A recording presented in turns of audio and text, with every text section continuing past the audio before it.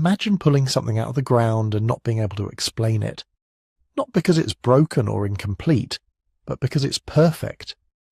A bronze face staring back at you with enormous protruding eyes, ears that flare wide like they were built to hear frequencies we can't reach, a mouth set in an expression that doesn't quite map onto any emotion you can name.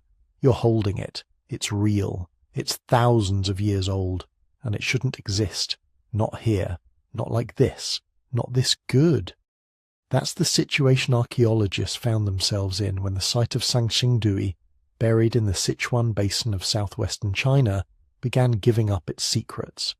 And the more it gave, the harder the questions got. Here's what makes this so strange. We have a fairly detailed picture of early Chinese civilization. The story usually centers on the Yellow River Valley, on the Shang dynasty, on oracle bones and jade, and a recognizable thread of culture that runs more or less continuously into the China we know today. That's the dominant narrative. That's the version that made it into the history books. But Sichuan, deep in a mountain ring basin hundreds of miles to the southwest, wasn't supposed to be part of that story. Not at this level. Not with bronze casting of this sophistication. Not with ceremonial objects this strange and this large and this unlike anything else found anywhere in the ancient world. And yet, buried in ritual pits deliberately placed and then covered over, someone left behind bronze masks with eyes that push outward from the face like telescopes. They left standing figures nearly 5 feet tall. They left trees made of bronze hung with jade and bronze birds. They left gold objects pressed onto faces like masks within masks. Whoever did this was not struggling with early metallurgy. Whoever did this had mastered it, pushed it to places nobody else was going at the same time, and then, for reasons we still don't fully understand, stopped. The culture vanished. The site went silent. And for something like 3,000 years, almost nobody talked about it. That silence is one of the most interesting things about Sanxingdui. It's not just that the culture ended, which cultures do. It's that it ended without leaving behind the thing that most ancient civilizations leave behind. No writing, no texts, no inscriptions on the bronze, no records carved into stone, no accounts passed down in documents we can trace. The people who made these objects, who built a walled city in the basin and buried their most sacred things in carefully arranged pits, did all of that without a written language we've been able to identify. Or if they had one, it hasn't survived. Which means everything we know about them comes from the objects themselves, and the objects raise more questions than they answer. Why were the pits filled deliberately?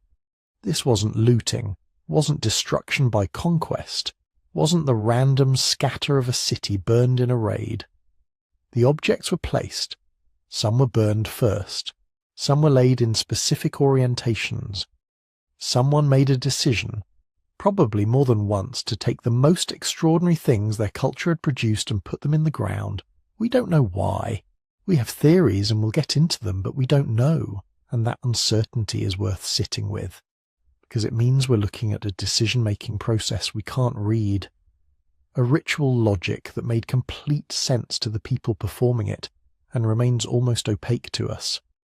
Then there's the question of how this culture fits into the broader story of early China, or whether it fits at all. The Sichuan basin is geographically isolated, mountains on almost every side, the Yangtze cutting through, the climate wetter and more humid than the northern plains.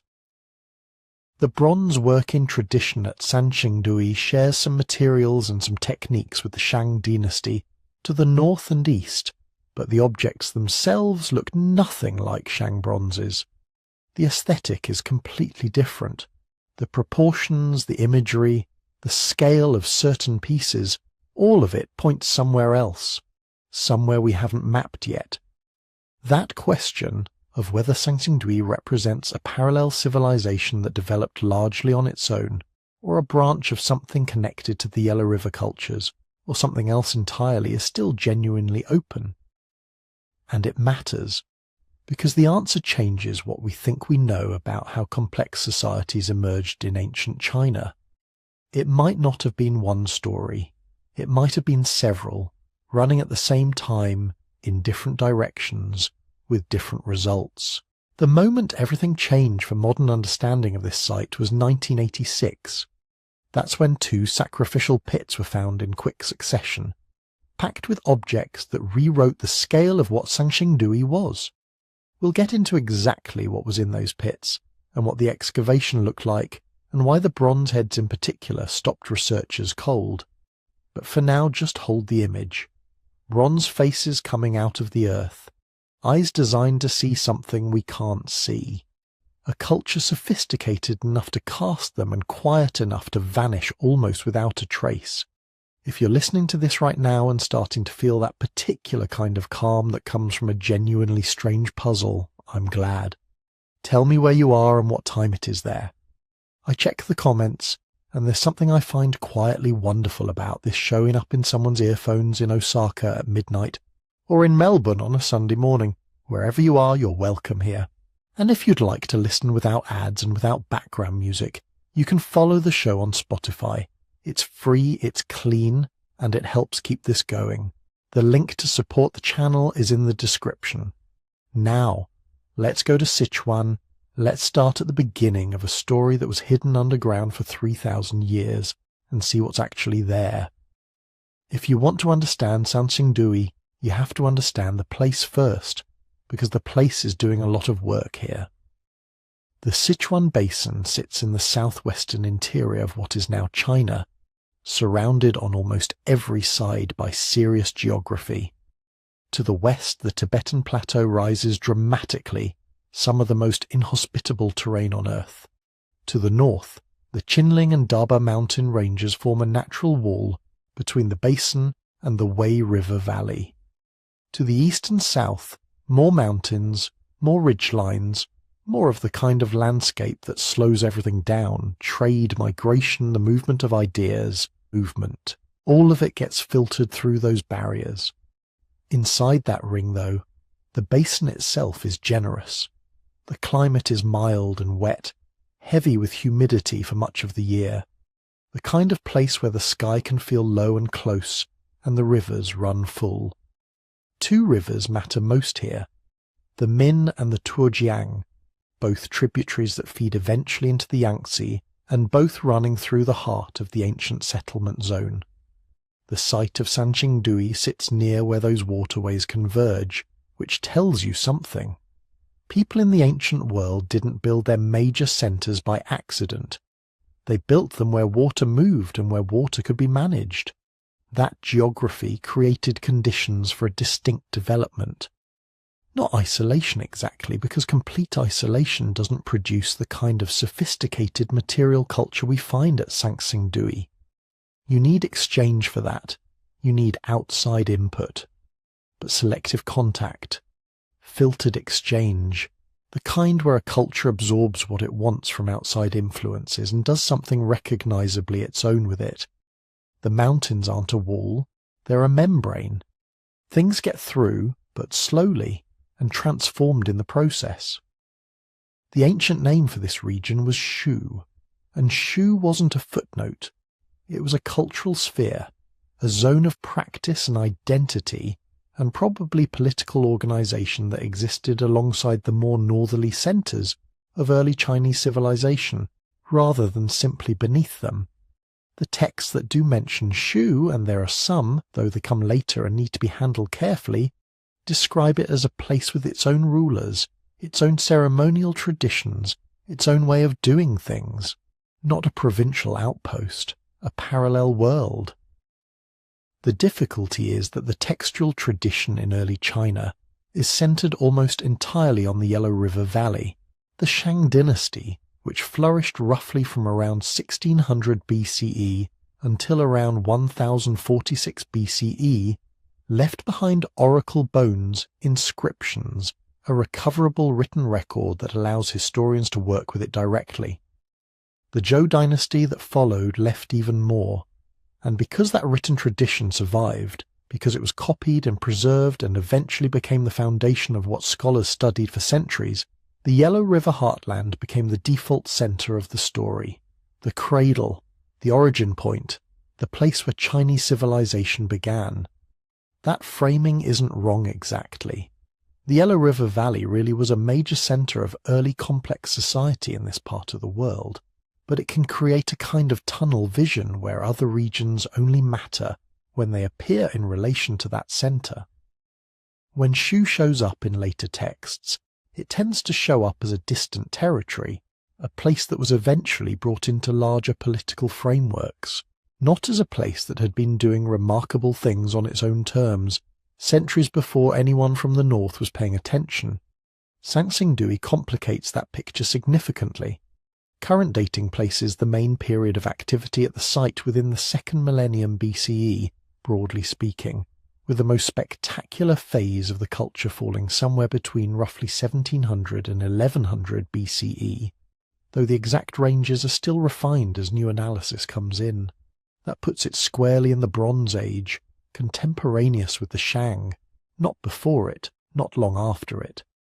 These were not sequential civilizations, they were simultaneous ones, different regions, different material traditions developing at the same time, and that simultaneity matters because it opens up a different kind of question, not just where did Chinese civilization come from, but how many centers were generating complexity at the same time, and what was the relationship between them. The Shang had their bronze ritual vessels and their oracle bone divination. Shu at Sansingdui had something that shared a few features with that world, but was aesthetically and conceptually doing something quite different. The raw material of bronze, the alloying of copper and tin, some elements of the ceremonial function of metal objects, these threads connect the two zones. But the objects themselves sit in completely different visual universes. Think about what Shang bronzes look like. Vessels, mostly.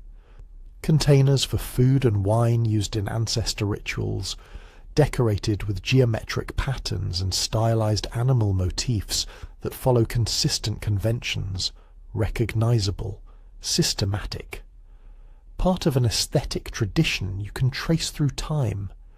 Now set that next to a Sangsingdui bronze mask with eyes that project outward from the face by several inches, ears spread wide, a scale that dwarfs almost anything being cast anywhere else in the ancient world at that moment. The same material, completely different imagination. This is why some researchers prefer to talk about early China not as a single cradle, but as what gets called an interaction sphere, a network of regional cultures that were in contact with each other to varying degrees, sharing some practices and technologies while maintaining distinct local identities. Sangsingdui is one node in that network, an unusual node, given its geographic setting and its extraordinary material culture, but a node that was connected, not hermetically sealed. That's where the interesting questions start. Not is this Chinese or not Chinese, which is actually a somewhat anachronistic framing for the 2nd millennium BCE, but rather, what was the specific texture of the relationship between the Sichuan Basin and the Yellow River world? How much did they know about each other? What moved between them? What was kept separate, deliberately or by circumstance? And why does Sansingdui, with all its sophistication, all its evident organizational capacity, all its remarkable output, look so unlike anything around it? The basin shaped the people shaped what they made, and what they made is sitting in museum cases right now, still projecting those enormous bronze eyes outward, still waiting for someone to explain what they were looking at. Long before anyone was talking about Sangsingdui culture, before lecture halls and documentaries and museum lighting, the ground was already trying to tell the story. Farmers in the Sichuan Basin had been turning up odd things for a long time. Bits of worked stone, the occasional piece of jade that didn't quite look like the ones people were used to seeing, sherds of pottery with unfamiliar textures or patterns. In an old landscape with deep history, that sort of thing is not unusual. Ploughed fields are full of the past. Most of it never makes it past the edge of the village, but every so often an object is strange enough or beautiful enough that it doesn't just get tossed aside. In 1929, near the town of Guanghan, north of today's Chengdu, a group of farmers were digging an irrigation ditch. Accounts differ in the details. Some later retellings have them cutting through a pit wall. Others have them simply following the line of the ditch until their tools hit something harder than usual. But contemporary reports agree on the essentials. The earth gave way, and out came objects that had no business being in a rice field. Jades, mostly. Kong-shaped tubes, blade-like pieces, and other forms that local people recognized as valuable, but not as part of any living tradition. Some were sold, some were traded. Some found their way into the hands of dealers who brought them to Chengdu and beyond. A few made it into collections where their existence was at least recorded. By the standards of a modern excavation, it was a salvage operation with no context. By the standards of the time, it was just one more instance of the old world pushing up into the new. Those 1929 finds did get noticed. A teacher from a nearby school, Yan Daocheng, is often mentioned in Chinese language accounts as one of the first to realize that the scattered jades might point to something larger. Local officials were informed. A short field visit was organized. Some artifacts were purchased or collected. Notes were taken. The site was marked in a general way. But then the wider world intruded. The late 1920s and 1930s in China were not a time when provincial archaeology in Sichuan could easily command sustained attention. Political instability, war with Japan, and the basic difficulties of communication and logistics in a mountainous interior province all worked against any systematic follow-up. The objects from Guanghan entered the vague category of curious antiquities, interesting, suggestive, not yet revolutionary. From a modern perspective, this is one of those moments that feels like the beginning of a story whose significance no one present could fully see. Archaeologically, scattered surface finds behave like that. A farmer's field yields a jade here, a bronze fragment there. A riverbank erodes to expose potsherds.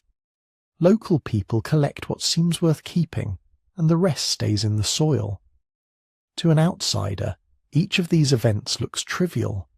To someone paying close attention, they start to form a pattern. That pattern is what archaeologists look for. A single artifact tells you almost nothing on its own. It might be an heirloom, carried far from where it was made. It might have been dropped centuries after it was first used. It might have been moved by floods, by construction, by the kind of landscape processes that quietly rearrange the upper layers of the earth. But when you start to see concentrations, multiple objects of similar style, material and date emerging from a limited area, that is when the possibility of a major site comes into view. In the decades after 1929, that is what began to happen around Guanghan. More jades turned up. Pottery fragments with thick, dark pastes and particular rim shapes appeared in reports. A few bronzes of unfamiliar forms surfaced in the antiquities trade. Archaeologists working in Sichuan, when they could, took note. The name that gradually attached to the area was Sangsingdui, literally 3-star mound, a reference to 3 low rises on the landscape that local people had long known. Early surveys, especially those carried out in the late 1930s, and then again after the founding of the People's Republic in 1949, began to map what lay beneath and between those mounds. Field teams walked the ploughed surfaces, collecting every artifact fragment they could find, plotting distributions, sketching topography. They noticed that cultural material, pottery, stone tools, bits of jade, was not confined to a single point, but spread over several square kilometres of slightly raised ground near an old channel of the Yazi River, itself a branch off the Mintuo system.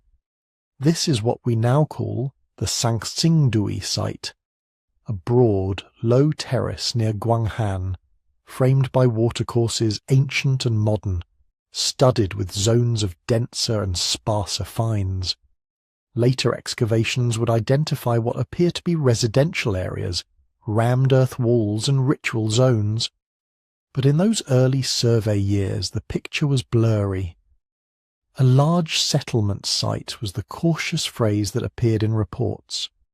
Large, because the scatter of material suggested significant human presence. Settlement, because nothing yet looked like a single isolated tomb. From this kind of evidence, archaeologists can say some things with reasonable confidence. They can estimate relative density. More sherds and tools per square metre usually means more intensive or longer occupation. They can identify general cultural affiliations by comparing pottery styles and stone tool types with material from better dated sites. They can propose a rough time window. In the case of Sangsingdui, these comparisons quickly flagged the 2nd millennium BCE as the most likely horizon.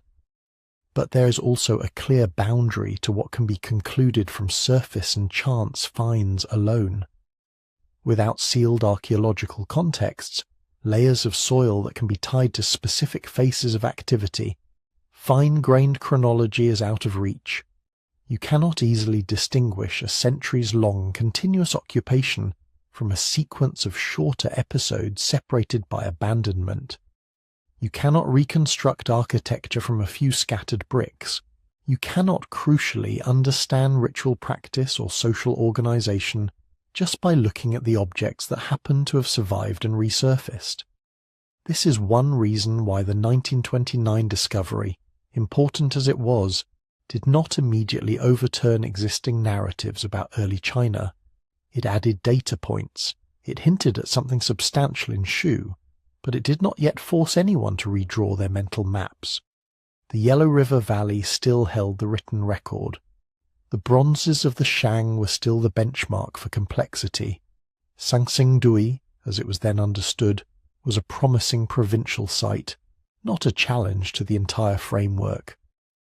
The site sat in that ambiguous status for decades, known but not fully known, marked on specialist maps but not yet in public consciousness. Small-scale digs in the 1950s and 1960s added more details.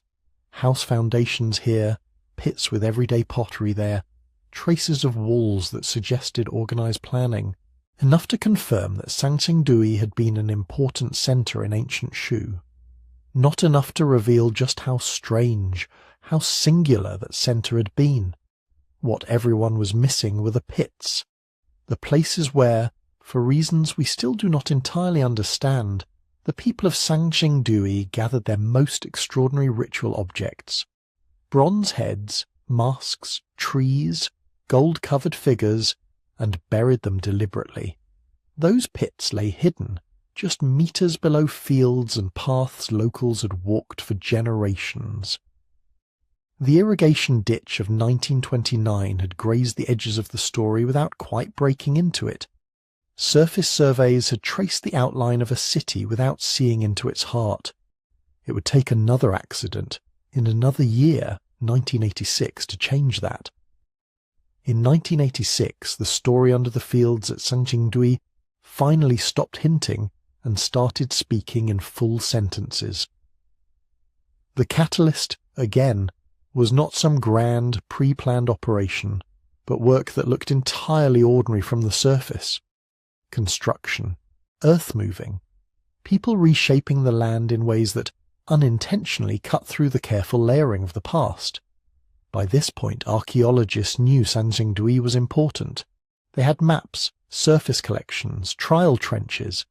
The site was on the radar of provincial and national institutions. So when machinery or shovels in a promising zone began to pull up concentrations of pottery, bone, and bronze, there were eyes ready to notice, phones ready to ring, teams ready to move. What they opened in 1986 are now simply called Pit 1 and Pit 2. The names are understated. The impact was not.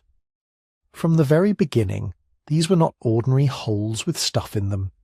Archaeologists quickly realized they were dealing with sealed deposits, discrete features that had been dug into earlier occupation layers, filled deliberately and then closed.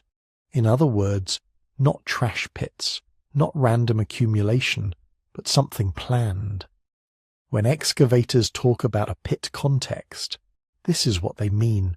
You can trace the cut of the pit walls down through the surrounding soil. You can see where natural layers are sliced by a human action, and then where the fill starts. You record the stratigraphy, the order and character of layers, centimetre by centimetre. You map the position of every major object, every fragment in 3 dimensions. Because in a context like this, placement is part of the message. Pit 1, the smaller of the two, still held more than 1,000 artifacts and fragments by the time the excavation was complete. Pit 2 held far more, several thousand objects, depending on how you count separate pieces and reconstructions. Together, the 2 pits produced a dense, bewildering archive of a world that, on paper, barely existed. The broad categories came into focus first. Bronze dominated the assemblage, not as a few scattered tools or weapons, but as an entire spectrum of ritual and decorative objects. Masks with exaggerated features, heads with stylized ears and carefully shaped eyes, vessels, weapons, fittings, and items whose functions are still debated. There was gold, too, thin sheets, foil, and coverings that had once been applied to wooden or bronze cores.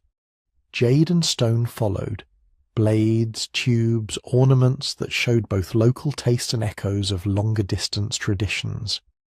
Ivory tusks appeared in quantity, suggesting access to elephants or trade networks that reached into regions where elephants lived. And then there was the way everything lay.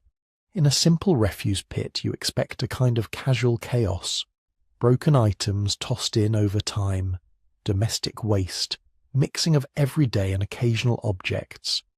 In Pit 1 and Pit 2 the pattern was different.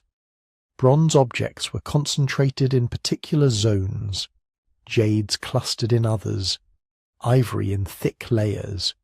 In some places, artifacts seemed carefully nested or stacked.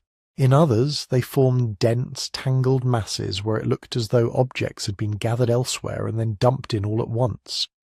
The condition of the finds added another layer of strangeness. Many bronzes were broken, not just by the weight of soil or the passage of time, but in ways that suggested deliberate damage.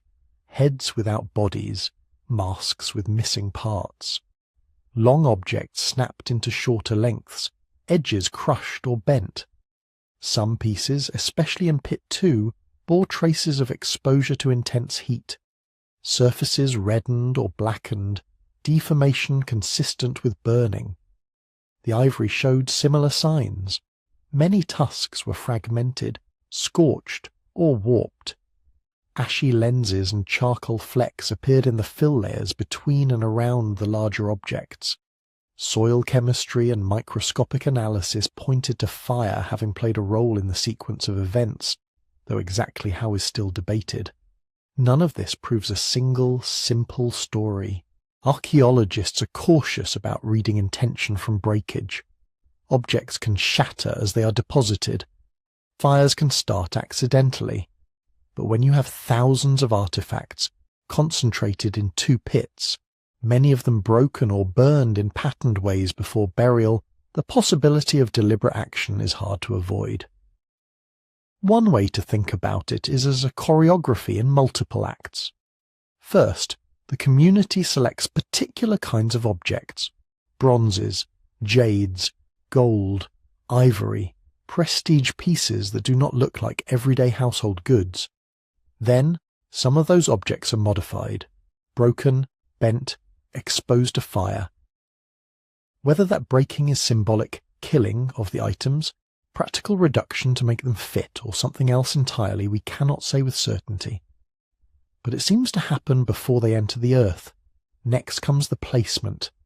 In Pit 1, a succession of deposits builds up, layers of burned earth and charcoal, layers of ivory and bronze, layers of packed fill. In Pit 2, the sequence is even more complex, with what appear to be multiple episodes of deposition, separated by thin lenses of soil that had time to settle before the next wave of objects arrived. Finally, the pits are closed. Soil from elsewhere on the site is brought in, tamped down, the cut edges disappear. From the surface, after a few seasons of plant growth and weathering, the ground looks ordinary again. Underneath, though, the sealed deposits remain, protected from most later disturbance until a construction project 6 or 7 meters away, nearly 3,000 years later, happens to start peeling them open. This is what archaeologists mean by a controlled closing of a sacred space. Not sacred in any specific doctrinal sense that we can reconstruct word for word, but in the more general sense of a space set apart, used for non-ordinary actions, and then deliberately taken out of circulation.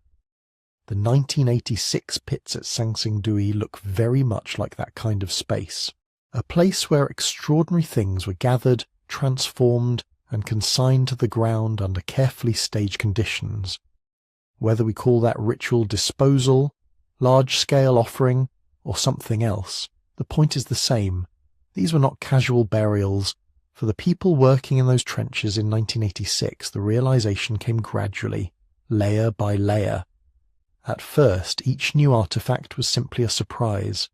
Another mask, another strange head, another tangle of bronze. But as the counts rose into the thousands and the patterns of placement, stratigraphy, and damage became clearer, it was hard to avoid a quieter, more unsettling conclusion. Whoever had made these things had also chosen to hide them, not lose them, not forget them, place them. And if the pits were this dramatic, what did that say about the culture that created them, and about the world that stood above them before the final load of fill went in? To even begin to answer that, we have to look more closely at the objects themselves, the bronze heads and masks that, once they saw the light again, refused to fit neatly into anyone's existing picture of ancient China. The first thing that hits you, looking at the Sangsingdui faces, is how unapologetically not human they are. Not in the sense of monsters or demons, but in the sense of a decision. These are not portraits. They are not what people look like. They are what a certain community, in a certain time and place, decided power should look like when you give it a face. Across Pit 1 and Pit 2, and in later finds from the wider site, a kind of family resemblance emerges. The eyes push outward, as if the sockets themselves are too shallow to contain them. Sometimes they are long, tubular forms that jut forward, drilled or cast with openings that may once have held inlays. Sometimes they are more almond-shaped, still large, still assertive, still the anchor points of the whole design. The brows above them are not delicate lines. They are thick, sculpted ridges, running straight and level like beams, or arcing in long, continuous curves from temple to temple. On some masks, these brows merge into the nose in one flowing structure, giving the whole face the feel of a single, continuous plane folded into features. The ears, when present, are equally emphatic. They stand out in sharp relief from the sides of the head, often elongated with clear cartilage folds picked out in bronze. On several of the best-preserved heads, the ears are pierced, not just with a single hole, but with carefully cast loops or openings that seem designed to receive something else. Rings, pendants, maybe hanging ornaments that have long since vanished. The mouths tend to be small relative to the rest of the face, either tightly closed or only slightly parted. Lips are drawn with a single incised line or a simple thickened band. Chins can be surprisingly delicate under those strong brows, giving a sense of vertical compression. Massive upper face, compressed lower face, as if whatever mattered most about the being represented lived in the eyes and the brow. You can walk along a line of these bronzes and feel that you're seeing variations on a theme, the same grammar of exaggerated perception and attention, rephrased again and again. Scale drives the point home. Some of the bronze heads are close to life-size. A typical example might be around 30 to 35 centimeters high, 15 to 20 centimeters across, something like what you would get if you carefully measured an adult human head and then simplified the forms. These pieces feel like stand-ins for real people, if very stylized ones, but others jump categories completely. One famous head from Pit 2 is over 40 centimeters tall without its base, broad, heavy, and far more massive than any skull. When you stand near it in a museum, you are very aware that this was not meant to sit quietly on a table. It expects a pedestal, a platform, some structure that lifts it into a different visual field. The masks push scale even further. Several of the large masks from Sanxingdui are in the range of 130 to 140 centimeters wide, roughly the arm span of a small child, or about as wide as a person's shoulders. The height of these masks can approach 70 or 80 centimeters. This is not something a person could wear on a face. It would engulf them. Even mid-sized pieces in the 60 to 80 centimeter range would have been unwieldy as personal masks. Instead, they read like facades, meant to be attached to something larger, a wall, a ceremonial frame, a wooden structure, or a tall pole. Some have flanges, tangs, or perforations along the edges, the sort of practical, unglamorous details artisans include when they know an object must be fastened securely. So we have these faces, large, sometimes enormous, with exaggerated eyes and brows and ears, often with pierced lobes and patterned headdresses. How did they make them? Unlike later lost wax bronzes in other parts of the world, Chinese bronze working in the late 2nd millennium BCE is usually associated with piece mold casting. A basic way to imagine this is, you first create the shape you want in a model, often clay. You then build clay molds around it in sections, remove those sections, fire them, reassemble them with a hollow space inside, and finally pour molten bronze into that space. When the metal cools, you break away the mold and reveal the casting.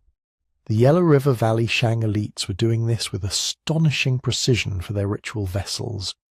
At Sanxingdui, there are signs of a related but locally inflected tradition. Clay mold fragments, negative impressions in the soil, and the internal structure of some bronzes point toward piece mold techniques adapted for these unconventional shapes. On some heads, you can still see faint mold lines where separate sections met. The noses and brows of several pieces look as if they were planned as single units, while the ears, headdresses, or projecting eye tubes were cast either in the same pour with complex core supports, or, possibly in some cases, cast separately and then joined while the metal was still workable. The exact workshop choreography is still being studied, but radiographic imaging has begun to show hollow spaces, core supports, and thickness variations that are very much in keeping with a sophisticated mold-based casting tradition. At the same time, the Sanxingdui workshops were not simply copying Shang recipes. The alloys are broadly comparable, bronze with varying mixtures of copper, tin, and lead. But the surface treatments, the joining methods, and the choice to pour such large, open, mask-like structures suggest a local tradition that had grown up around different priorities. One way we can glimpse those priorities is in what is missing. Look closely at the top surfaces of some of the bronze heads. You'll see small holes, rectangular slots, or irregular patches that do not obviously belong to facial features. On certain pieces there are clear socket-like recesses or broken stubs rising from the crown. Around some mouths or chins you find tiny perforations in orderly rows. Along mask edges there are a series of cast loops or punched holes that could have taken cords. None of these details on their own prove anything. Metal can crack. Casting flaws can look suggestive. But when you have repeated patterns, holes placed symmetrically where a headdress might attach, stubs in positions consistent with eyebrows, moustaches, or crests, loops along edges where textiles or leather thongs could have been tied. The possibility that these bronzes once wore additional layers becomes hard to ignore. Organic materials rarely survive well in the humid, acidic soils of the Sichuan basin. If wood, lacquer, feathers, hair, leather or fabric had been attached to the bronzes, only the most unusual preservation conditions would leave traces. At Sanqingdui, that means we mostly see the armatures, the durable, metallic skeletons that once carried something brighter, softer, more ephemeral. Some researchers have suggested that at least a few of the life-size heads were originally mounted on wooden bodies, dressed in real clothing, perhaps even given wigs or headdresses of fibre and feather. The giant masks may have been front plates on tall wooden poles or frames, turning them into towering presences in a ceremonial ground. In some cases, gold foil fragments found nearby seem to match the contours of bronze surfaces, hinting that parts of these faces were once gilded, catching and reflecting light in ways the bare metal cannot any longer. All of this remains interpretive. We cannot reconstruct the full spectacle, but the physical evidence, the sockets, the perforations, the attachment points, points quietly toward a world where bronze was not the final layer, but the foundation. Set against this, Shang bronzes from the Yellow River region feel like members of a different branch of the same family. Shang ritual vessels favour dense surface-covering patterns, spirals, animal masks and geometric motifs that wrap around tripod cauldrons, wine containers and bells. Faces, when they appear, are often embedded in decoration rather than dominating it. Proportions stay closer to human or animal norms. Eyes do not typically jut out like tubes. Ears are stylized but not elongated to shoulder length. The whole aesthetic leans toward controlled complexity, pattern layered on pattern. Sanqingdui's bronzes share the same broad technological world. High tin bronzes, mould-based casting, a focus on ritual rather than utilitarian objects, but they push the expressive possibilities in a different direction. Where Shang bronzes feel like texts you read across a surface, Sanqingdui's masks and heads feel like presences you confront. This is why, when the pits were opened in 1986, so many scholars described the faces as alien or other, even as metallurgical analysis and radiocarbon dates anchored them firmly in the same late 2nd millennium BCE Bronze Age horizon as the Shang. They remind us that even within a shared technical tradition, bronze casting, piece moulds, ritual assemblages, there was room for radically different ideas about what a ritual object should look like, and what kind of gaze it should turn back on the people who approached it. If the faces are the first thing that seizes your attention at Sanqingdui, the gold is what keeps pulling your eye back. Mixed in with the broken bronze heads and masks, archaeologists found thin sheets and fragments of hammered gold. Some of them are almost like second skins, gold foil masks large enough to cover the front of a bronze face, cut and shaped with openings for the eyes, nose and mouth. Others are smaller appliques, strips and plaques that seem to have been tacked or tied onto something else, possibly wooden frames, leather backings, or the bronzes themselves. The workmanship is precise but not fussy. You can see careful hammering, consistent thickness, deliberate folds along the edges, sometimes simple incised lines marking out eyebrows or contours. In a few cases, the curvature of surviving gold foil corresponds so closely to specific bronze masks that it is hard to escape the conclusion. At least some of those glaring faces once shone, literally with a skin of gold. In the late 2nd millennium BCE, in this part of Sichuan, that is remarkable. Gold was not yet the everyday elite material it would later become in some parts of Eurasia. It is soft, difficult to mine in quantity, and useless for tools. To cover large surfaces in gold foil implies not only technical knowledge, how to hammer and anneal it without tearing, but also access to enough raw metal that you can afford to beat it thin and then bury it. Some of the most discussed finds are partial gold masks roughly 20 to 30 centimetres across, with cut-out eyes and noses that do not quite match any one bronze face. They may have been freestanding ritual objects in their own right, or interchangeable coverings applied to different supports. Smaller gold ornaments, spirals, rings, plaques with simple patterns, turn up clustered near heads and along the zones where wooden or textile elements would have been. We do not know where Sangsingdui's gold came from. Sichuan has placer deposits, and river gravels can carry native gold, but the volumes implied by hundreds of grams of foil and ornaments suggest either rich local sources or long-distance trade. Either way, these are not the choices of a poor, isolated village. They are the signatures of a community that could concentrate rare materials for purposes that were not practical, but symbolic. Then there are the objects that are hard even to classify with familiar words, the so-called sacred trees. In Pit 2, excavators brought out the pieces of a bronze structure that, when reassembled, rises over 3.5 meters high. It is not a single trunk so much as a vertical axis from which multiple branches spiral outward and upward, each bearing curling offshoots, fruit-like pendants, and bird figures. Smaller examples around 2 meters tall repeat the same grammar on a reduced scale. Central column, tiered branches, hanging elements, perched animals. These are not casual experiments. The main tree from Pit 2 is built in sections: base, trunk elements, branch modules, finial. Each had to be cast separately with its own mould, cooling safely without collapsing under its own weight. The pieces were then fitted together with tenon-like joins and sleeves of metal. In some areas you can still see the seams where branch meets trunk, or the slight misalignment that occurs when heavy components are slotted into place. The scale matters. A freestanding bronze tower over 3 meters tall, loaded with projecting arms, is an engineering challenge even today.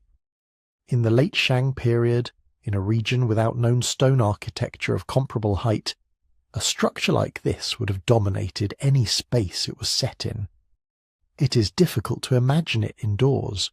Most reconstructions place it in an open ceremonial ground, rising well above human heads, its branches perhaps originally decked with something more. Fabric streamers, leaves of another material, or indeed gilt surfaces that are now gone. The imagery itself, tree, fruit, birds, is suggestive but not transparent. Some scholars have compared it to later Chinese myths of a Fusang or sun-bearing tree in the east, or to widespread Eurasian motifs of a world tree linking heaven, earth, and underworld. Those parallels are tempting, but the temporal distance is large, and we do not have Sangsingdui texts to confirm the connection. What we can say is that these trees were major investments of labour and metal, and that they took a form unlike anything found so far in Shang ritual assemblages. Around the bronzes and gold lay things that should not, by rights, have been there at all, at least not in the state in which we can see them today. Sangsingdui's sacrificial pits yielded large quantities of ivory. Some pieces are recognizable as elephant tusks, many of them split, cut, or worked. Others are carved objects and plaques. Radiocarbon dates and contextual evidence suggest they were placed in the pits at roughly the same time as the bronzes in the 12th or 11th centuries BCE. Elephants did once range more widely in China than they do today, including parts of the Yangtze Basin. Whether the Sangsingdui ivory came from local animals or from further south, its sheer volume points again to wealth and reach. Ivory is a prestige material, bright, fine-grained, pleasant to touch and to carve. To bury dozens of tusks and carved pieces is to take a significant store of value out of circulation and commit it to whatever purpose the pit served. In most of the Sichuan Basin's soils, ivory does not survive well. Acidity and groundwater tend to break it down over time. At Sangsingdui, anaerobic pockets and specific burial conditions seem to have slowed that process enough that substantial fragments remain. Even so, many pieces are cracked, delaminated, or only partly preserved. They are the visible tip of an organic iceberg. For every tusk we can see today, there were likely wooden beams, textile hangings, feather arrangements, leather bindings, lacquered components, maybe even food offerings or human remains that have left little or no trace. The pits contain jades, shells, and other durable items alongside the bronzes, but the patterning of finds, the way certain objects cluster, the gaps and voids between them, suggests that what we see now is the heavy framework of a much richer, more perishable assemblage. This is where interpretation becomes especially delicate. We have bronzes, gold, ivory, jade, and traces of burnt bones and charcoal all together. Some items are clearly broken on purpose. Masks smashed, trees snapped, tusks cut. Others seem intact or were at least reparable before burial. One line of thought sees the pits as primarily ritual, great termination deposits in which valuable ritual gear was deliberately killed and consigned to the earth as offerings to ancestors, spirits, or deities. Another angle emphasizes the political dimension. These were not just sacred objects. They were also instruments of authority, faces of power, symbols of rank, material proofs of a ruling house's right to command labor and distant resources. Burying them could have been a way to close a chapter in that political story, ending a dynasty, marking a crisis, resetting relations with whatever powers were believed to underwrite human rule. The material mix complicates any clean separation between religious and political. Gold foil on a bronze face is both a ritual elevation and a visual statement of hierarchy. Ivory from distant forests mounted on locally cast trees or laid beside local jades speaks to networks that are economic, diplomatic, and symbolic at once. Even the act of breaking and burning, visible in warped bronzes and charred remains, can be read as both a rite of transformation and a calculated display of control over precious things. Preservation adds another layer of uncertainty. Metals and mineralized materials bias our view. We see what endures: bronze, gold, jade, some bone and ivory. We do not see the cloth that might have wrapped the tusks, the wooden screens that may have framed the masks, the painted surfaces that could have tied the whole scene together into a coherent multicolored composition. So when we speak about Sangsingdui's sacred trees, its gold masks, its ivory hoards, we are really talking about the skeleton of a much larger body of practice. Still, even that skeleton tells us something clear. This was a community willing to gather huge amounts of labor and scarce materials, metal ores, gold, ivory, probably exotic woods and shells, and concentrate them in single spectacular installations. Then, at some point in the late 2nd millennium BCE, they chose to take those installations apart, damage many of the components, and bury them carefully. The next question is how, what kind of technical system, what kind of workshops and craftspeople could support this level of production in a place that, until 1986, barely figured in narratives of early Chinese civilization? To answer that, we have to make advanced bronze working a bit less magical and a bit more concrete. Think first about scale. Most Shang bronzes that you see in museums are vessels, ding tripods, ghee bowls, zun beakers. They might stand 20, 40, maybe 60 centimeters tall, with walls a centimeter or two thick. They are impressive, but they are fundamentally hollow containers. Sangsingdui gives us those, but it also gives us something else. Bronze heads the size of a human torso, masks nearly a meter across, upright trees over 3 meters tall with branches projecting out in multiple directions. Some of the larger masks weigh tens of kilograms even in their broken state. The main sacred tree is estimated at several hundred kilograms of bronze when complete, Casting something that big in bronze is not just a matter of building a bigger mould. Metal shrinks as it cools. Thick sections cool more slowly than thin ones. Gravity pulls on soft metal. If you pour too fast, you trap gas and get bubbles.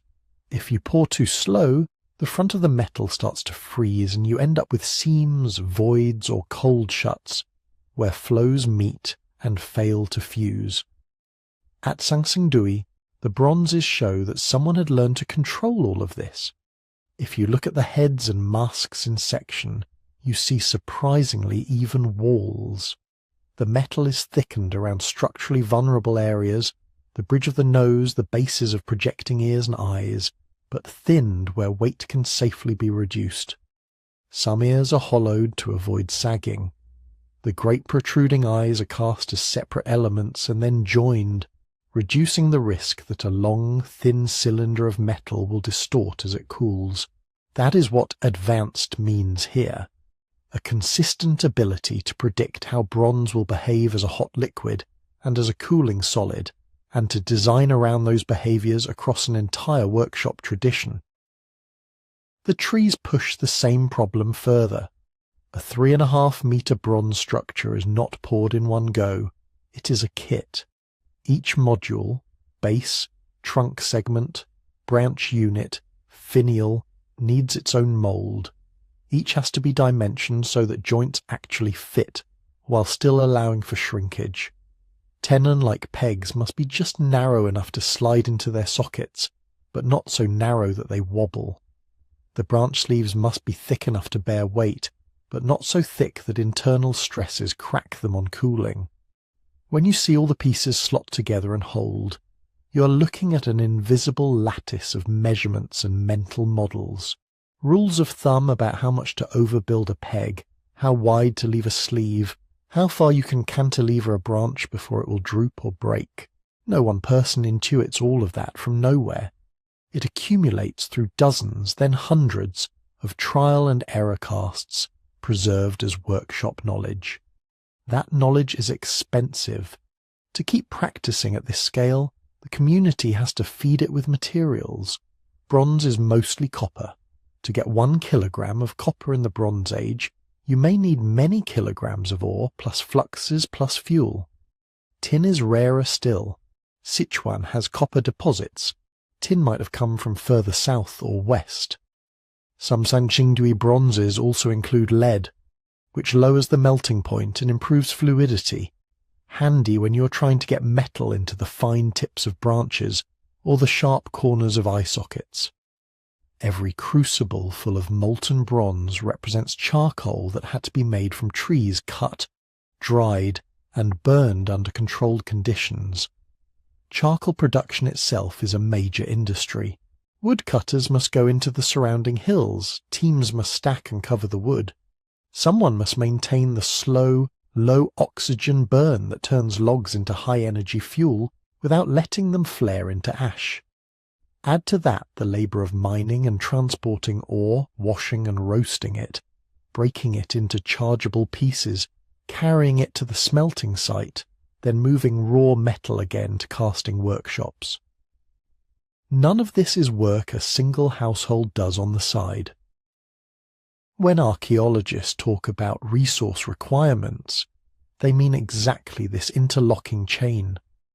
A corpus of several hundred large bronzes implies not just a few talented artisans, but a community that can reliably mobilize miners, charcoal burners, ore haulers, furnace tenders, mould makers, casters, finishers, and polishers, over years, perhaps generations. Inside that chain, workshops leave their fingerprints in another way: standardization. If you line up Sangsingdui bronzes, you begin to notice recurring forms. The same style of eye shows up on multiple heads and standalone eye plaques. An almond outline, a particular thickness of eyelid ridge, a regular ratio of eyeball diameter to socket width. Ear shapes repeat. The dragon-like or bird-like motifs on vessel handles follow recognizable templates. The segments of different sacred trees share compatible diameters and joint designs. This is not the randomness of individual artisans improvising alone. It suggests model forms, perhaps wooden patterns or master moulds, from which others were copied. It suggests mould-making specialists who know how to build piece moulds around a prototype and then disassemble and reassemble them without losing detail. It suggests that when an elite wanted another mask or another tree, they could ask for one of those, and everyone understood what those meant. A workshop capable of that level of repetition probably had internal hierarchies, apprentices learning to prepare clay, to pack and fire moulds, to file and chase finished surfaces, senior casters deciding alloy ratios and pour temperatures. Some people specialized in modeling faces, others in joining assemblies or repairing casting floors. These are not generalized farmers picking up metalwork for a week a year. They are craftspeople investing their lives in a constrained, technically demanding skill set. And that brings us from metallurgy to society. Copper, tin, and lead do not walk themselves into furnaces. Ivory, gold, and jade do not assemble themselves into composite ritual gear. Somewhere behind the Sangsingdue bronzes there had to be individuals or institutions with the authority to command labour and concentrate resources. In many early states that authority is tied to ritual. The biggest, most technically complex bronzes are not ploughs or weapons. They are things that do not need to exist for survival at all. Masks too heavy to wear in practical life. Trees that cannot provide shade. Vessels too massive for everyday cooking. Their function, as far as we can tell, is to shape space and perception, to materialize relationships between humans, ancestors, spirits, or cosmic forces. If you are the person or group who controls those objects, who decides when the tree is assembled in the ceremonial ground, whose face is multiplied and enlarged in bronze, who has the power to order those faces and trees dismantled and buried, you sit at a strategic intersection. You arbitrate between the world of metal and the world of meaning. That position can justify demands for grain to feed artisans, for woodcutters to make charcoal, for caravans to bring tin from distant hills. The concentration of ritual bronzes, then, is not just a story about aesthetics or belief. It is a visible record of political economy. Who could take the surplus of many villages and freeze it into gleaming, practically useless forms? Because the objects are so striking, it is tempting to jump from, we do not know how they did this, to, perhaps they had help from a lost super-civilization, or from they're unusual for China, to, they must be anomalies in human history. The evidence does not require that. Everything we see at Sangsingdue, large-scale, modular casting, control over wall thickness, standardized motifs, alloy choices tuned to function, fits within what we know Bronze Age communities around the world could achieve when they combined steady access to metal with organized labor and specialized skill. What makes Sangsingdue remarkable is not that its people were impossibly advanced, but that they took the possibilities of Bronze Age technology in a distinctive direction, one that does not map neatly onto the better documented traditions of the Yellow River or the steppe. They were, as far as we can tell, a well-organized society that learned how to move mountains of ore, wood, and human time through a narrow channel of workshops and out into a concentrated field of faces, trees, and ritual gear. Then, at some point, they chose to turn that channel off, to break much of what they had made, and to bury it. To understand what that choice might mean, we have to set the bronzes back into the larger fabric of their world, a world where people could command such resources and skills without yet leaving us a single line of writing. For early China, this is where the story usually becomes clear. In the north, in the late 2nd millennium BCE, the Shang elite begin carving questions into animal bones and turtle plastrons. Will the king's toothache end? Should we attack the enemy to the east? Will the harvest be good? They heat the bones, read the cracks, and sometimes carve the answers as well. Names of kings, names of ancestors, dates keyed to ritual calendars, victories, defeats, eclipses. From those cracked bones and cast inscriptions, archaeologists can build a timeline, roughly who ruled when, who fought whom, which gods received which offerings. Even when the archaeology is messy, the words anchor it. Sangsing Dui, as far as evidence currently goes, gives us none of that. Across the sacrificial pits, the surrounding site, and the wider Chengdu plain, there is no confirmed indigenous writing system on the level of Shang oracle bone script or bronze inscriptions. No sequence of signs we can confidently call a royal name. No repeating characters that obviously mean king, ancestor, or offering. No dates we can plug into a table. That doesn't necessarily mean such writing never existed here. It means that so far it has not survived for us to see. If you imagine what writing looks like in a museum, you probably picture hard surfaces. Bone, shell, stone, bronze, maybe clay. But ancient people also wrote on things that rot. Bamboo and wood slips, silk, bark, leather, materials that, in a warm, damp basin like Sichuan, usually return to the soil. Later Chinese texts remember bamboo books as the primary medium of writing for centuries. Even in better preserved northern sites, early wooden tablets usually survive only in waterlogged wells or extremely dry tombs. If Sangsing-Dui scribes mostly used organic materials, their archives could have dissolved a few decades after being abandoned. The damp earth might still hold fragments in anaerobic pockets no one has dug into yet, or there might be nothing left at all but the faintest chemical ghosts. Writing can also be rare, even when it exists. Early literate societies often restrict formal writing to narrow domains: divination, ritual dedications, high-level administration. The people who know how to read and write might be a tiny specialist class. Most decisions, most commands, most stories move through memory, speech, and practical routines, rather than inked or carved marks. In that kind of world, you can support complex metallurgy, long-distance trade, and intricate ritual without leaving written traces everywhere. You rely on trained officials who remember tax arrangements, on ritualists who memorize liturgies, on chiefs who settle disputes face-to-face. Sansingdui could have operated like that. The absence of inscriptions on the surviving bronzes may reflect a choice, that these objects spoke sufficiently through their form and imagery. The mask itself is the statement. A string of characters would be redundant. Or perhaps, in this ritual sphere, spoken formulas and embodied performance mattered more than text.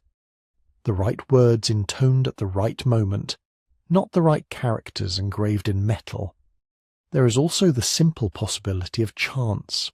We know Sangsingdui only through the parts of it we have happened to uncover. 2 spectacular pits in 1986, 6 more in 2020 and 2021, some scattered foundations, burials and artifact clusters, entire palace precincts, storage yards, or administrative quarters may still lie unexcavated under fields and modern buildings. If written records were kept in one tightly bounded complex, and that complex is the very area we have not yet reached, it would be unsurprising that no writing has appeared.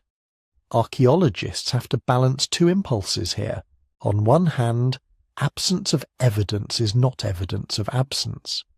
We know from many parts of the world that writing can appear suddenly in the record when a new kind of context is opened. A dry cave, a tomb sealed under later construction, a riverbank eroded just enough to reveal a carved stone.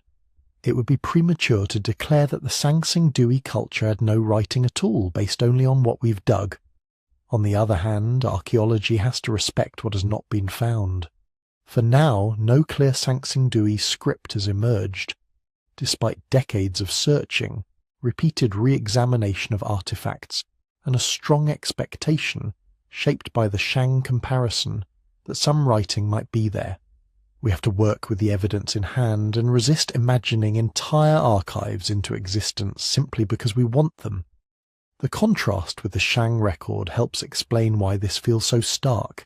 In Anyang and other Shang sites, characters appear exactly where you would expect them from a literate elite, inscribed on oracle bones used in royal decision-making, cast in relief on ritual bronzes that circulate within the court, sometimes brushed in ink on pottery or stamped into jade. Those are durable materials. They endure in the ground for 3,000 years.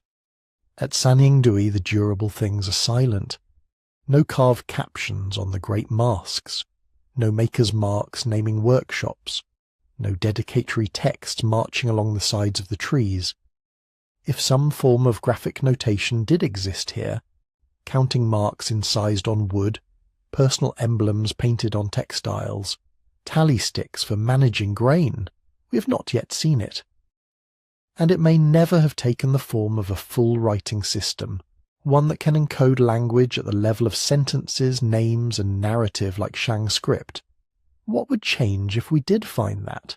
If a future excavation turned up a cache of bamboo slips in a waterlogged well, or a bronze with a clearly readable inscription, the entire conversation about Sangxingdui would shift overnight. We might suddenly have names for rulers, personal names, ancestral titles, or regnal names that could be compared with legendary figures in later Sichuan traditions. We could have dates of sacrifices, anchoring events in absolute time instead of radiocarbon ranges. We might see how these people described themselves, what they called their polity, their gods, their neighbours. A single line like, "In the 10th year of King so-and-so, we offer this tree to the Lord of the Four Directions," would give us a political structure, a calendar, and a piece of theology in one stroke. A wooden tablet listing grain deliveries from the western villages to a central storehouse would reveal administrative practices and spatial organization. That is the scale of the gap we live with now. Without writing, Sangxingdui remains almost entirely a story told from the outside, from the soil chemistry of its pits, from the styles of its bronzes, from the layout of its buildings, from comparison with better documented neighbours. We can infer hierarchy, ritual, labour organisation. We cannot yet hear how the people of Sangxingdui framed those things for themselves. Paradoxically, that silence is part of what makes the site so compelling. The faces in bronze are vivid. The trees are elaborate. The gold is bright. Everything suggests a community fully capable of abstraction, symbolism, and long-term planning. Exactly the sort of environment where writing often emerges. And yet, in the layers we have touched so far, their words, if they had them, have not stayed. To move forward, we have to lean into that quiet. Resist the urge to fill it with easy stories. Look instead at what can still be seen, in the shapes of buildings and the patterns of offerings, for how a kingdom might have coordinated itself without leaving lines of text. And to do that, we have to look beyond the Sichuan basin and ask how this mute bronze kingdom might, or might not, connect to the better documented world of Shang China to the northeast. If you open a textbook on early Chinese history, the late 2nd millennium BCE is usually labelled very simply Shang.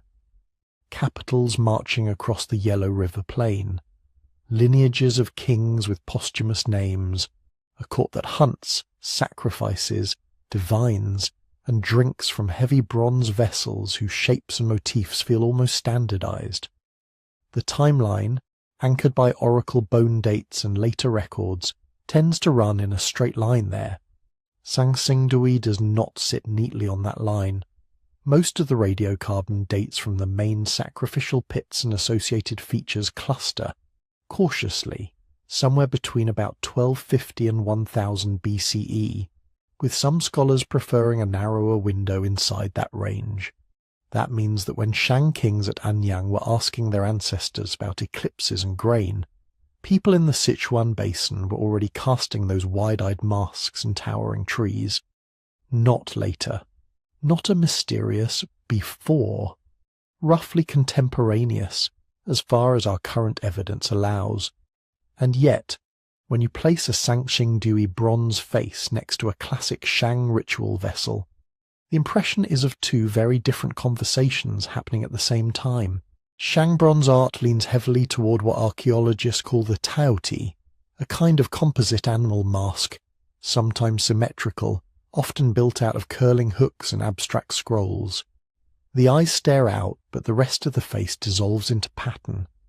These masks cling to the surfaces of vessels, ding cauldrons, gui food containers, zun wine beakers, forms that repeat across tombs and centuries with disciplined consistency.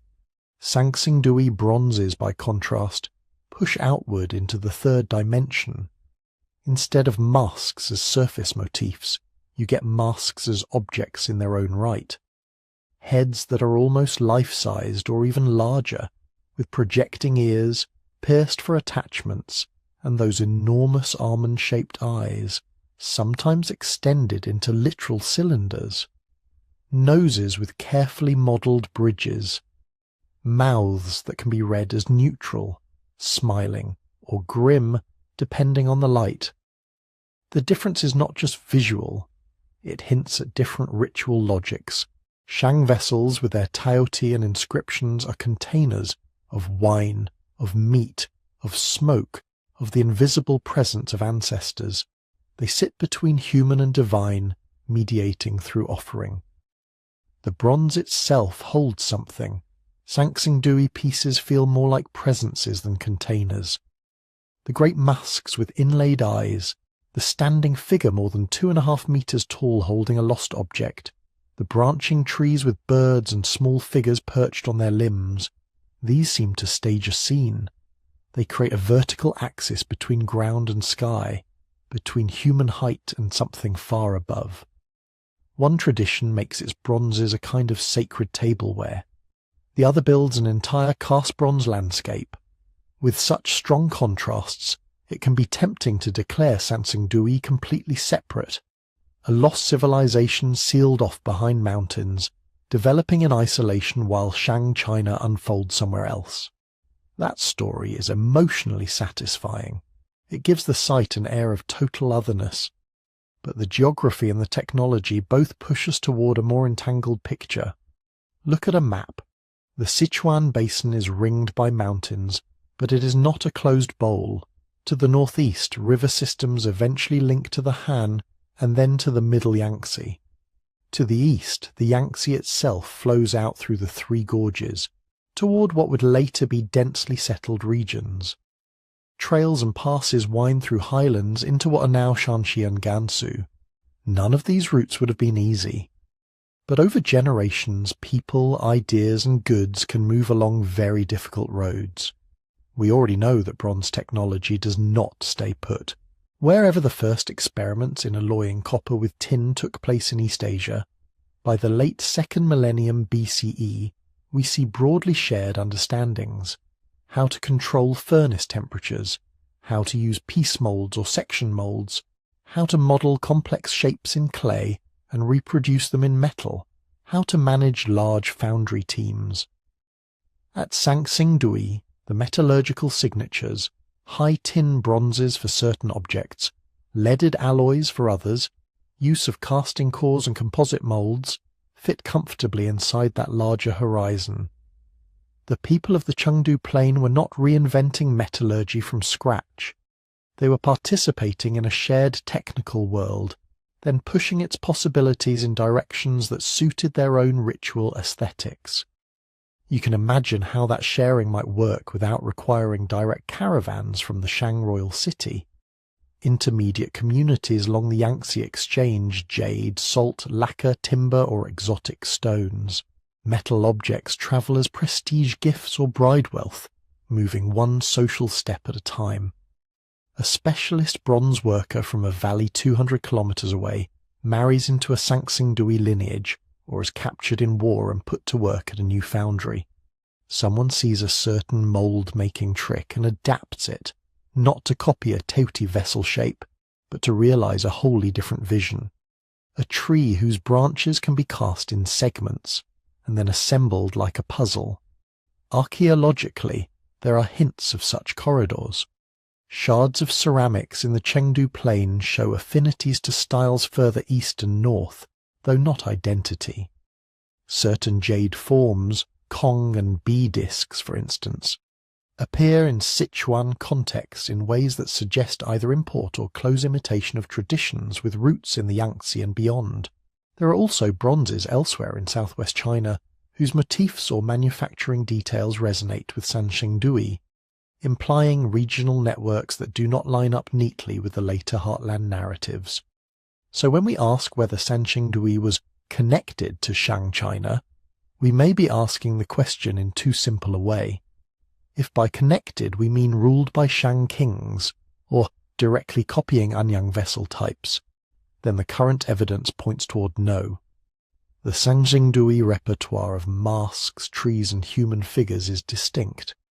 The absence of Shang-style inscriptions, especially ancestral names framed in the characteristic rectangular cartouches, suggests a different way of linking humans to the divine and to the past. If by connected we mean sharing in the broader flows of technology, raw materials, and perhaps some broad religious ideas, then the answer tilts toward yes. Bronze itself, the idea of investing enormous labour into metal for ritual rather than for tools or weapons alone, the sense that ancestors or spirits can be engaged through carefully timed offerings, these seem to be part of a larger cultural conversation stretching across much of what we now call China.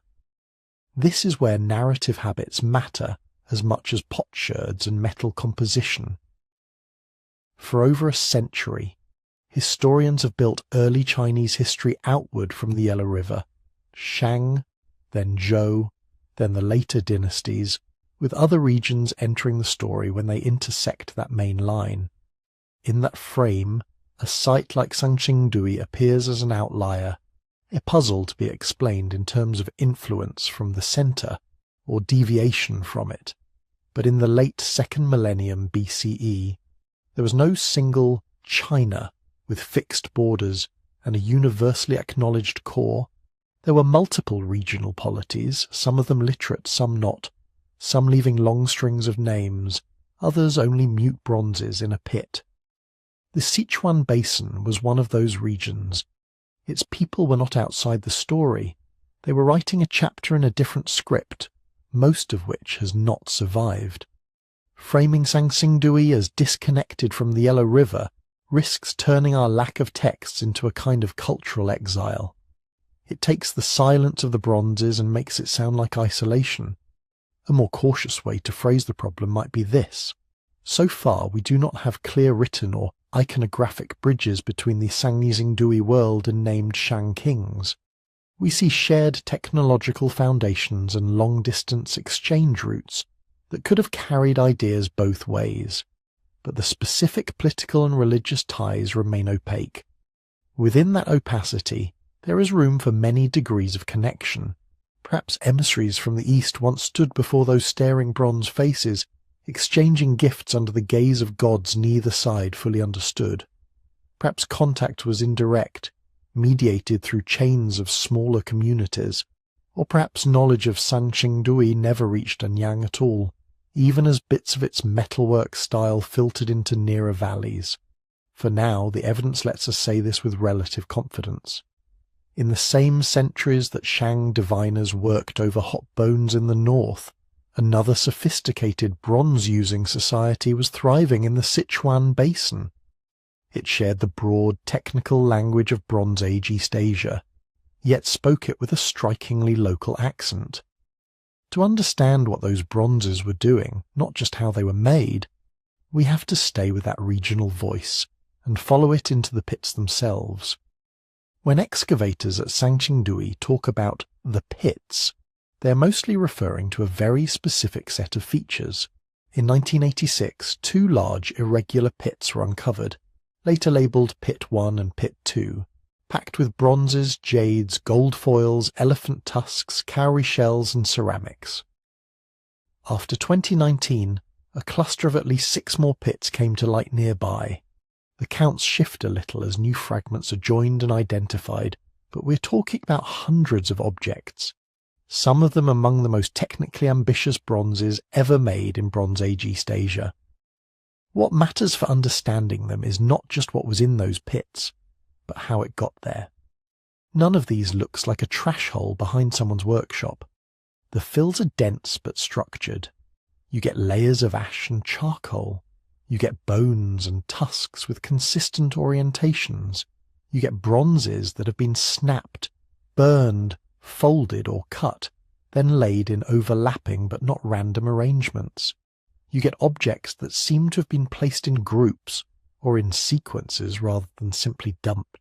That pattern is why most archaeologists describe them cautiously as sacrificial pits. Sacrifice here doesn't necessarily mean human victims, though there is ongoing debate about some burnt bone fragments. It means that things of value were taken out of circulation, killed, in a sense, and offered up to something beyond ordinary social life. You can see the logic if you look at the objects themselves. Many of the bronzes show clear evidence of deliberate damage before burial. Mass projections broken off, noses crushed inward, eye tubes bent, trees snapped at branch junctions.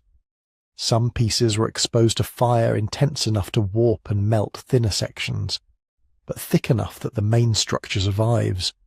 Gold foils are crumpled or torn, elephant tusks are cut and charred. This does not look like accidental burning in a house fire, where you would expect a mix of everyday debris. It looks like a process. First, an object is used, perhaps for years, as part of rituals in a temple or ceremonial plaza. Then, at some point, it is carefully disabled. The face is blinded. The tree that once formed a vertical link between worlds is broken. The bright surfaces are darkened by smoke. Only after that do they go into the ground. One major interpretation holds that what we are seeing is ritual decommissioning, formal retirement of sacred equipment when a temple, cult, or political order changes. Instead of keeping old divine images around to gather dust, you subject them to a final rite. You burn them, cut them, maybe symbolically kill them, and bury them in a special place.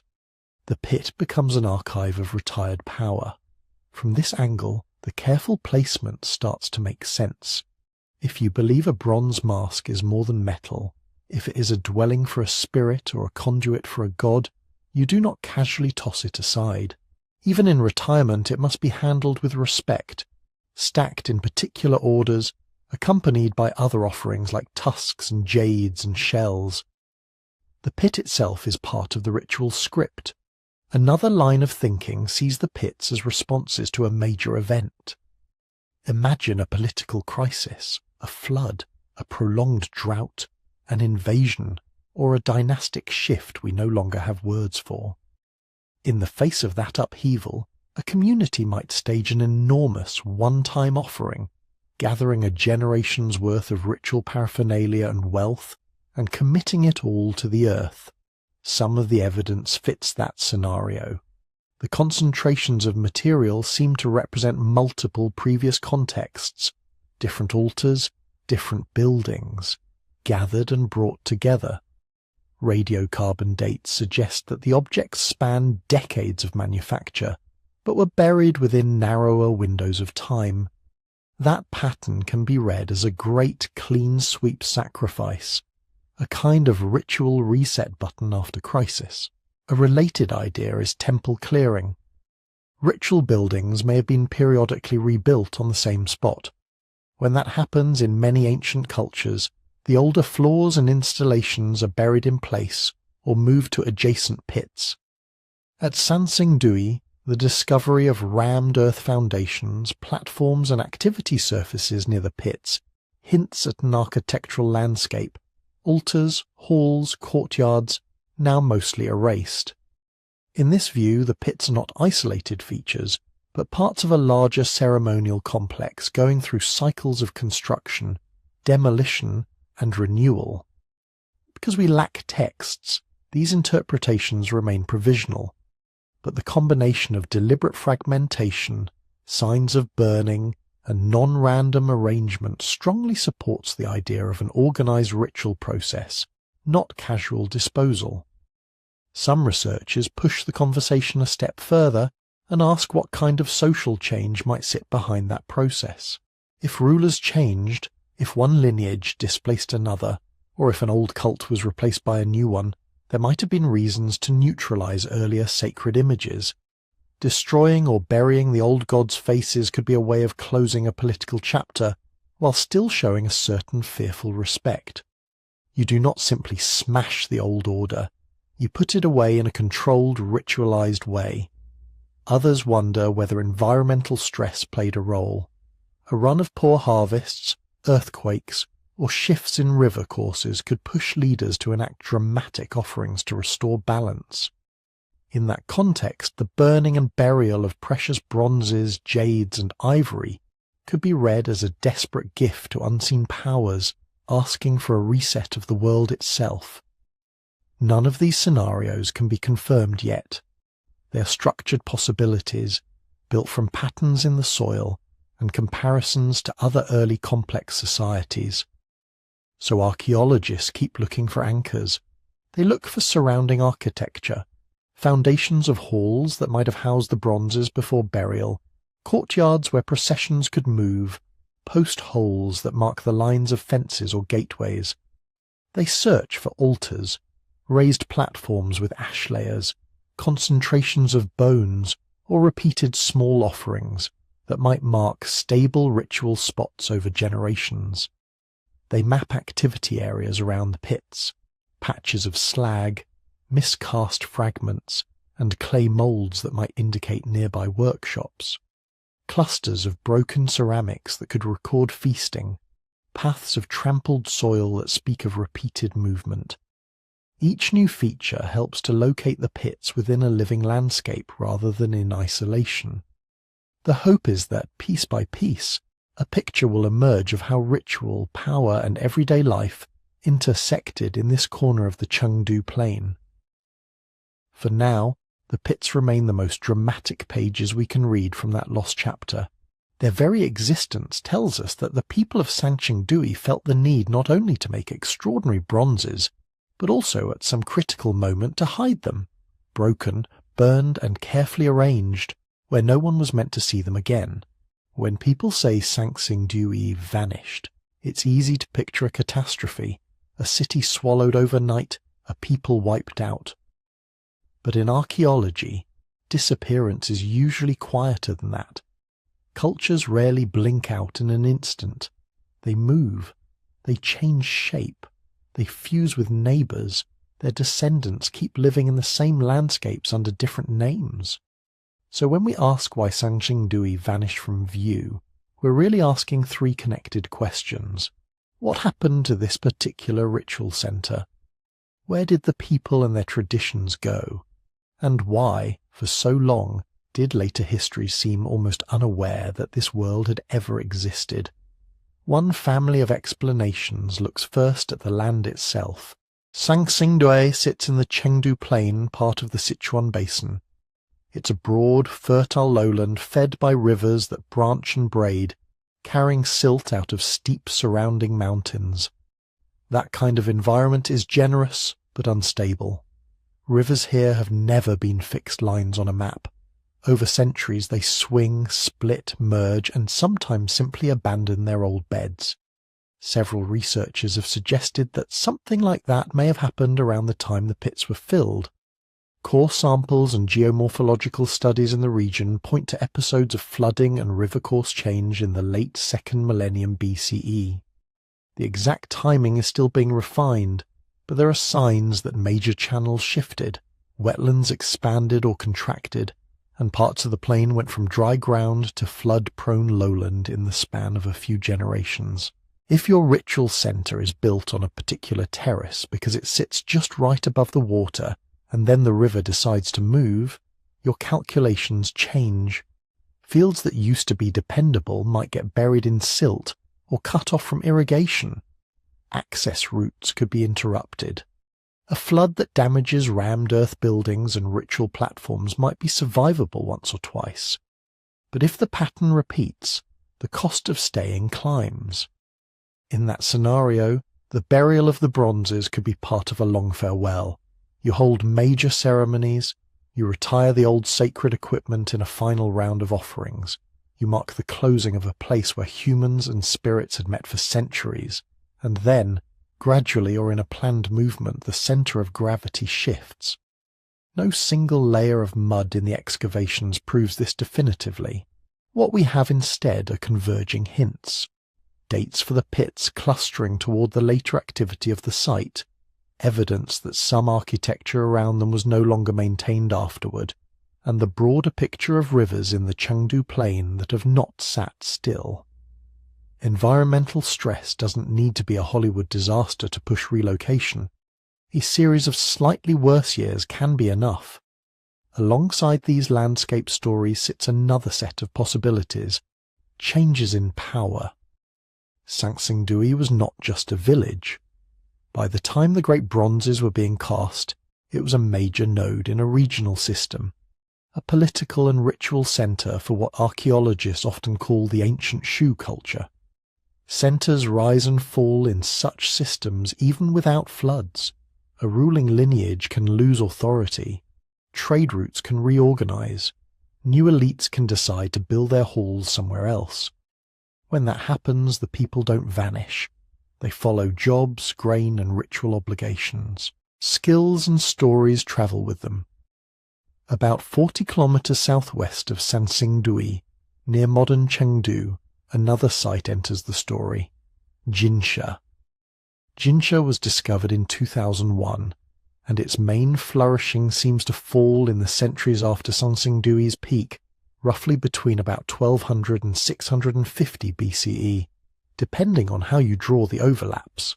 There too we find rich evidence of a complex centre, gold foils with sunbird motifs, jade blades, ivory, bronze artifacts, large building foundations, and a dense concentration of ritual deposits. Some of the imagery and materials at Jinsha echo Sansingdui strongly. A recurring sun symbol surrounded by 4 flying birds appears in gold at Jinsha, and has visual affinities with motifs from Sansingdui. Certain jade types, the use of elephant tusks in ritual contexts, and aspects of bronze style suggest continuity rather than rupture. It looks less like a new people moving in, more like a familiar tradition reorganizing itself around a new hub. This is why many scholars cautiously describe Jinsha as a successor center to Sansingdui. Not a clone, and not a simple, move the city 40 kilometers and keep everything the same, but a place where later Shu elites seem to have concentrated after the Sansingdui area waned. The challenge is that the handoff is not written down. We don't have an inscription that says, in the year X, because of flood and omen, we moved the altar from Sansingdui to Jinsha. We work instead with radiocarbon ranges, ceramic sequences, and the distribution of artifact styles. Those data suggest an overlapping period when Sansingdui was declining and Jinsha was rising, somewhere around the late 13th to 11th centuries BCE. The exact choreography, whether people moved in phases, whether some lineages stayed behind, whether there were political struggles tied to the shift, is still debated. There are socio-political scenarios that could fit this pattern. An internal power struggle might have led a younger branch of a ruling house to establish a new seat, taking control of bronze workshops and ritual knowledge, while leaving older cult places to be ritually closed. External pressure, conflict with neighbours, changes in long-distance trade contacts, or entanglements with the expanding Shang world to the northeast, might have made a new location strategically smarter. In that light, the sacrificial pits could mark not only environmental anxiety, but also political transition, the symbolic end of one configuration of power. Whatever the precise combination of rivers and rulers, by the first millennium BCE the Sansingdui ritual landscape was no longer an active centre. The faces were underground. The temples, if any survived above ground at all, were decaying. Memory was beginning to do something similar. This helps explain another part of the vanishing, the silence of later texts. When Chinese historians in the Zhou and Han periods wrote about the southwest, they did mention a polity called Shu. But those references are brief, often legendary, and focus on kings with magical weapons or serpentine bodies, rather than on real Bronze Age cities. They do not describe a place covered in towering bronze masks with protruding eyes. They do not list Sanxingdui or Jinsha by name. By the time literate states from the Yellow River heartlands were incorporating Sichuan into their orbit, the old Shu centers had already been through centuries of transformation. Populations had mixed. Material culture had changed. Whatever stories people still told about the age of the Great Bronzes were probably filtered through myth, localized cult, and shifting political needs. Writing itself was never adopted in these centers in the same durable way it was in Shang. If there were records, on perishable materials, in ephemeral local scripts, they have not survived. So from the perspective of later court historians, Sanxingdui's world was not just geographically distant, it was temporally blurred. They saw hills with scattered ruins, local deities, oral tales of ancient rulers, and folded them into broad, often vague categories. The people of Shu, the southwest, barbarians beyond such and such pass.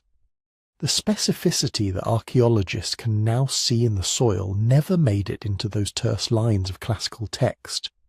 In that sense, Sanxingdui vanished twice. Once on the ground, as rivers shifted and centers of power moved toward places like Jinsha, and once in memory, as its distinct rituals, faces and stories dissolved into the general haze of ancient Shu in later writing. The bronzes in the pits survived physically, but for more than 2,000 years no one with a brush and bamboo slip seems to have written down what they meant. That long quiet is why, when the masks finally came back into the light in the 20th century, they felt not like familiar ancestors, but like the sudden return of a world that had been carefully and almost completely forgotten.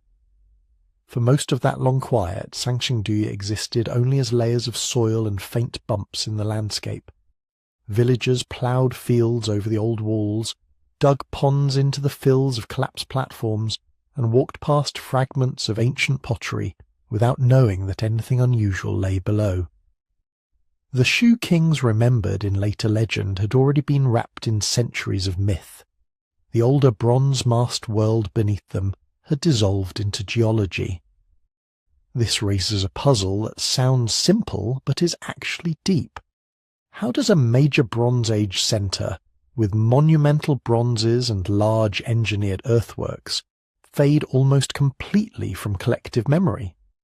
Part of the answer is technological. Sanxingdui left us no robust written record, no inscriptions in bronze, no carved stone stelae, no archive of fired clay tablets. If there were notations on bamboo, wood, or cloth, they've decayed. If there were local scripts scratched onto soft materials, they have not yet appeared in the excavations we have. By contrast, the Shang world along the Yellow River wrote on bone and shell and cast short texts in bronze. Those inscriptions survived fire, flood, and time. They could be copied, commented on, and woven into later histories. Writing acted as a bridge over centuries. Sanxingdui did not build that kind of bridge. Another part of the answer is political.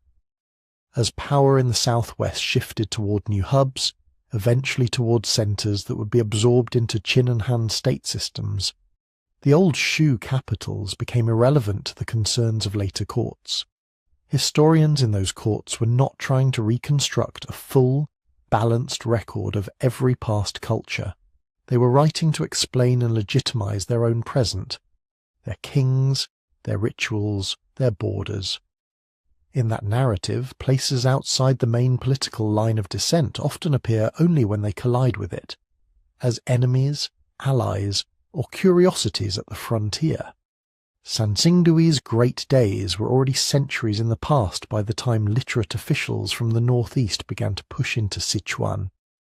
What they saw were different towns, different elites, different cults.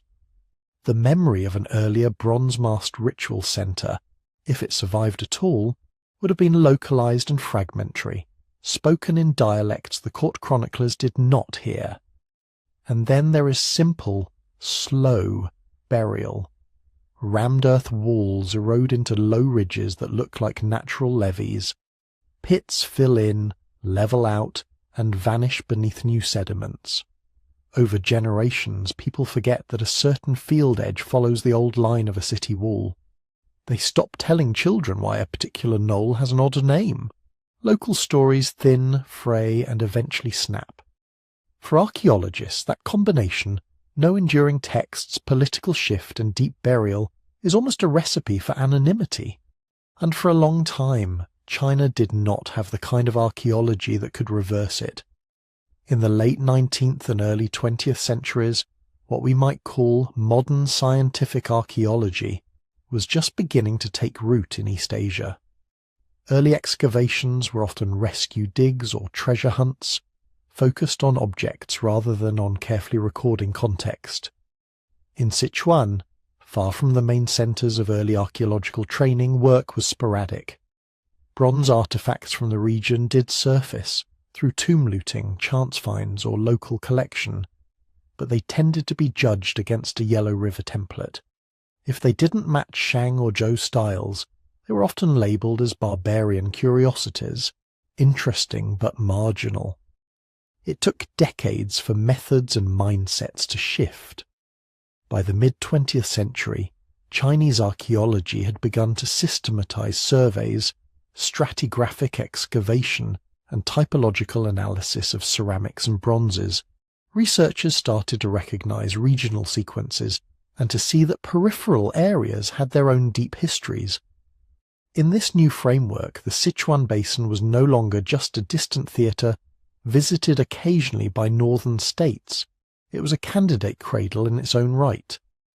The first clue that something big lay at Sansingdui surfaced in 1929, when a farmer digging a ditch reportedly came across a cache of jade and stone artefacts. Some pieces entered local collections. A few eventually reached scholars, who noted that they didn't look like standard Central Plains finds. But the broader picture remained blurry. Political turmoil, war, and limited resources meant that systematic excavation on the scale needed to understand a buried city had to wait. It wasn't until the late 1970s and early 1980s that larger surveys and test digs began to outline the footprint of a substantial Bronze Age settlement near the village of Sansingdui. Rammed earth walls, cultural layers rich in pottery and small bronzes, and indications of a centre that was clearly more than a village. Even then, no one had seen the faces.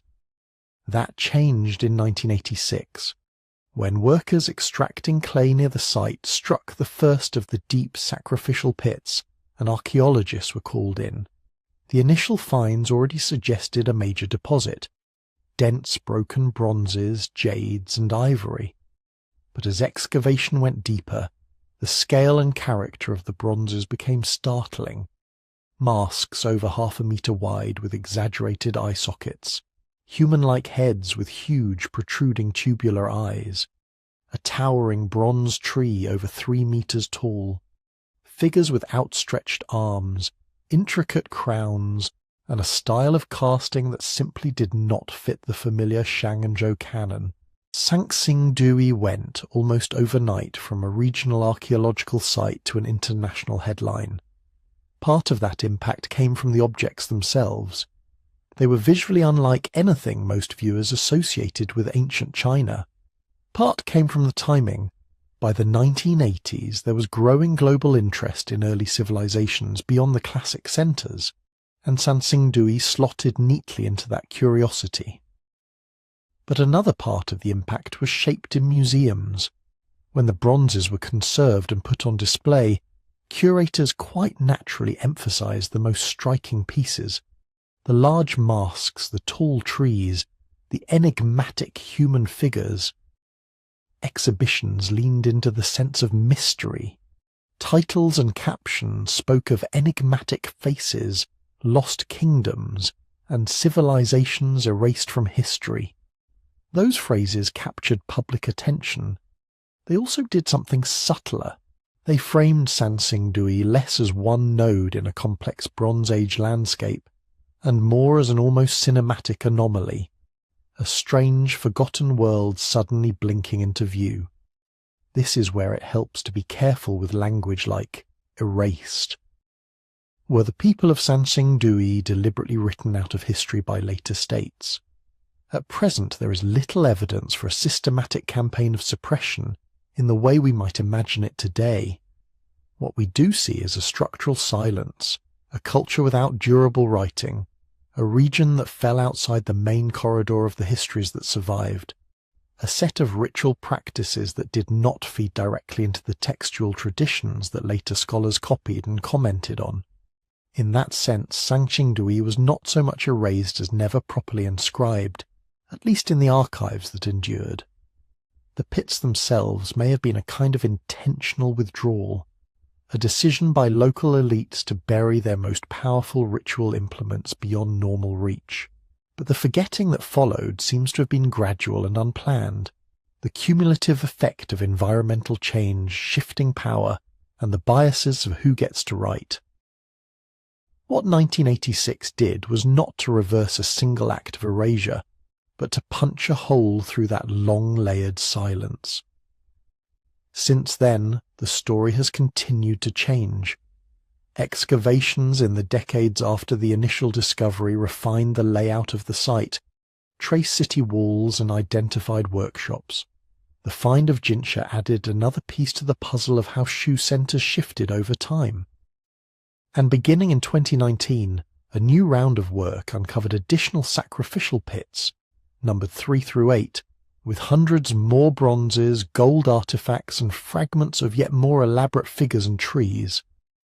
These new pits complicate earlier assumptions. They suggest that the practice of massive ritual burial at Sansingdui was not a one-off event, but part of a longer, perhaps episodic tradition. They broaden the range of imagery, hint at new combinations of human, animal, and cosmic motifs, and provide more material for dating and technological analysis. With each pit, the outlines of Sansingdui's world grow a little clearer, and, in some ways, stranger. The long forgetting is over, but the process of remembering is only just beginning. To see how these new finds are reshaping our picture of the bronze faces and the people behind them, we need to look more closely at what the latest pits contain, and at the questions they force us to ask all over again. When archaeologists announced, around 2020 and 2021, that 6 new sacrificial pits had been identified and were being excavated at Sansingdui, it felt less like a sequel and more like a quiet reopening of the original mystery. Pits 3 through 8 sit only a short distance from the famous pair dug in 1986, but they come to us with tools, methods, and questions that simply weren't available 40 years ago. Instead of a single dramatic season followed by years of conservation, the new work has unfolded as a carefully staged research project, with teams of specialists cycling through climate-controlled shelters, taking samples, scanning layers, and trying to read meaning not just from objects but from how, where, and in what order those objects entered the ground. That change in approach matters. The first 2 pits were astonishing, but they were also in some ways archaeological snapshots. We knew that huge quantities of bronzes, jades, gold and ivory had been deliberately broken, burned and buried. We did not fully know how that sequence unfolded, how the pits related to nearby buildings, or whether they represented a single extraordinary event or a recurring ritual pattern. The new pits are beginning to supply that missing context. Pit 3, for example, is smaller than the early giants, with a different mix of objects and less intense burning. Pits 5 and 6 are shallow, packed with gold foils, bronze fragments and ivory. while Pit 8 is large and deep, with layered fills suggesting multiple episodes of deposition. When you line these up stratigraphically and compare soil layers, charcoal bands, and artifact clusters, a rough choreography starts to emerge. You can begin to talk about stages. Perhaps there was an initial phase where certain bronzes and jades were carefully placed, followed by burning that altered some surfaces but left others intact. Perhaps later generations reopened the ritual space, added new offerings, and sealed the pits again. Links between specific pits and nearby rammed earth foundations may indicate that some deposits were coordinated with the construction or abandonment of particular buildings. This is the kind of granular sequencing that only becomes possible when you have multiple pits, carefully excavated within a mapped architectural landscape. The quantities involved are also reshaping the scale of the discussion. By the early 2020s, reports from the new excavations were mentioning on the order of thousands of individual artifacts and fragments, hundreds of bronze pieces, large numbers of gold foils and ornaments, worked jades, painted wooden elements, and vast quantities of ivory. Among them were more human-like heads and masks, additional bronze tree components, animal figures, and objects that do not yet fit any known category. Some of the newly reported bronzes appear to extend known types, masks with slightly different eye forms, heads with new headdresses, bases and fittings that may once have supported tall standing figures or complex ritual assemblages. Others introduce surprises like miniature altars, hybrid creatures, and shapes that suggest textiles or wooden structures now lost. At one level, these finds help fill in gaps. A fragmentary piece from 1986 suddenly makes more sense when a near-complete counterpart turns up in Pit 3 or Pit 8. You can see how arms attached to torsos, how crowns fitted onto heads, how tree branches locked into trunks. Broken lines of imagery become whole again. At another level, the new material breaks open neat categories. Motifs we thought we understood, like the large staring eyes, show up in new configurations combined with birds, dragons, or mountain-like forms. Objects we had classified as purely ritual begin to show wear patterns suggesting repeated handling or display. The boundary between cult image, offering, and status symbol blurs. Here is where improved conservation and scientific testing come in. In the 2020 to 2021 campaigns, bronzes are lifted with surrounding soil intact, moved into lab-like spaces, and gradually exposed under controlled conditions. This allows for microsampling, tiny bits of metal for metallurgical analysis, residues from surfaces for organic testing, and precise charcoal fragments for radiocarbon dating. Metallurgical studies can trace ore sources and alloy recipes, telling us whether different pits drew on the same production networks, or whether each event tapped distinct workshops or trade circuits. Residue analysis on bronzes, ceramics, and soil can, in some cases, detect traces of plant oils, pigments, or even foodstuffs, hinting at what was poured, painted, or placed on these objects before burial. Radiocarbon dates from different layers within the pits, and from associated structures can tighten the chronology. Instead of placing Sangsingdui's peak somewhere broadly between about 1200 and 1000 BCE, we may eventually be able to see whether the great pit burials clustered within a few decades, or whether they were distributed across generations. These kinds of tests do not just add numbers to a timeline. They probe the relationships between ritual, economy, and environment. Whether ivory offerings spike in a period of increased elephant hunting, whether changes in alloy composition line up with shifts in trade routes, whether episodes of intense burning correspond to broader climatic events. It might be tempting to imagine that each new pit, each new analysis, will push us closer to a single, clean story about who the Sangsingdui people were, what they believed, and why they buried their bronzes. What the recent work is showing, however, is almost the opposite. As contexts become clearer, they also become more differentiated.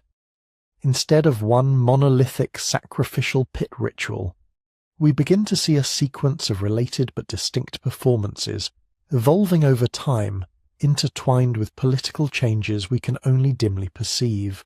Instead of one Sangsing Dui style, we see workshops experimenting with forms, combining local traditions with influences that may have travelled from the north, the south, or along river corridors we have yet to fully map.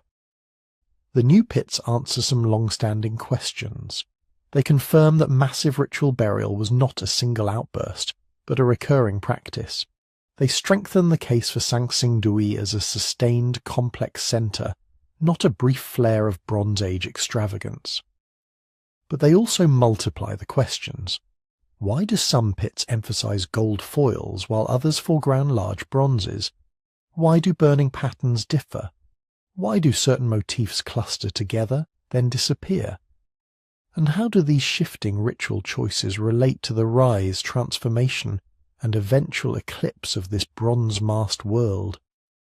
To approach those puzzles, we have to bring Sangsing Dui into conversation with its neighbours, and with the better documented traditions along the Yellow River.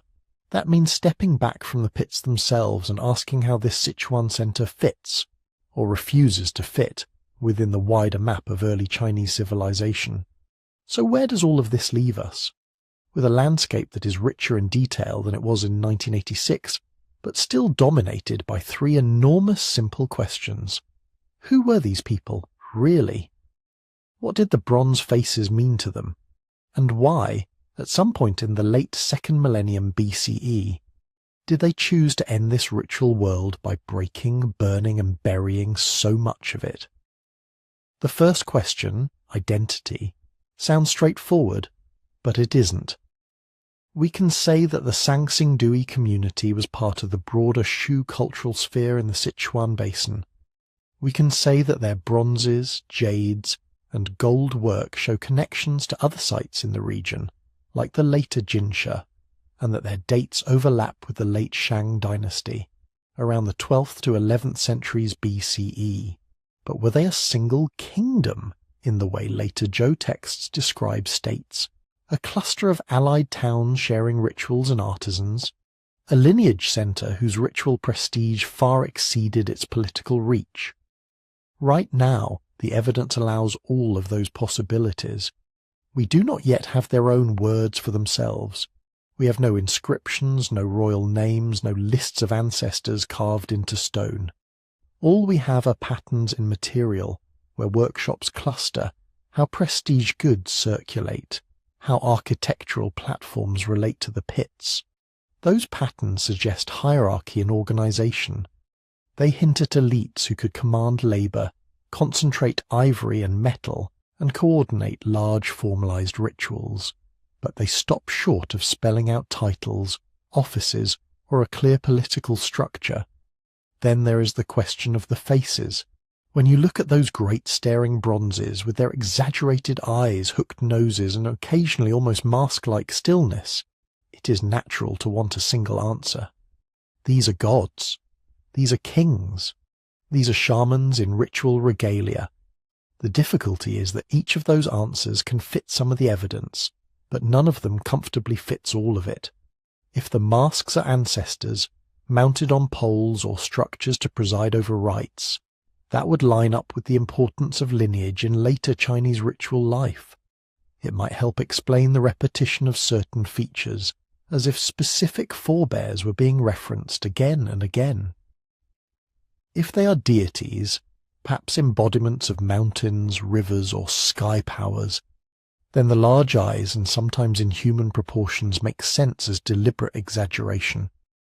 They would not be portraits in our sense, but icons intended to make invisible forces visible. If they are leaders, rulers, or ritual specialists, the elaborate headdresses, ear spools, and sometimes individualized traits could reflect courtly status. The combination of human and stylized elements would then mark them as persons transformed by ceremony. And if they are mythic beings, figures from stories we no longer know, then the problem becomes deeper still. Without the stories, we can only guess at why some heads wear crowns that seem to sprout birds, or why certain eyes are enlarged, or why a few faces seem almost serene while others feel tense and alert.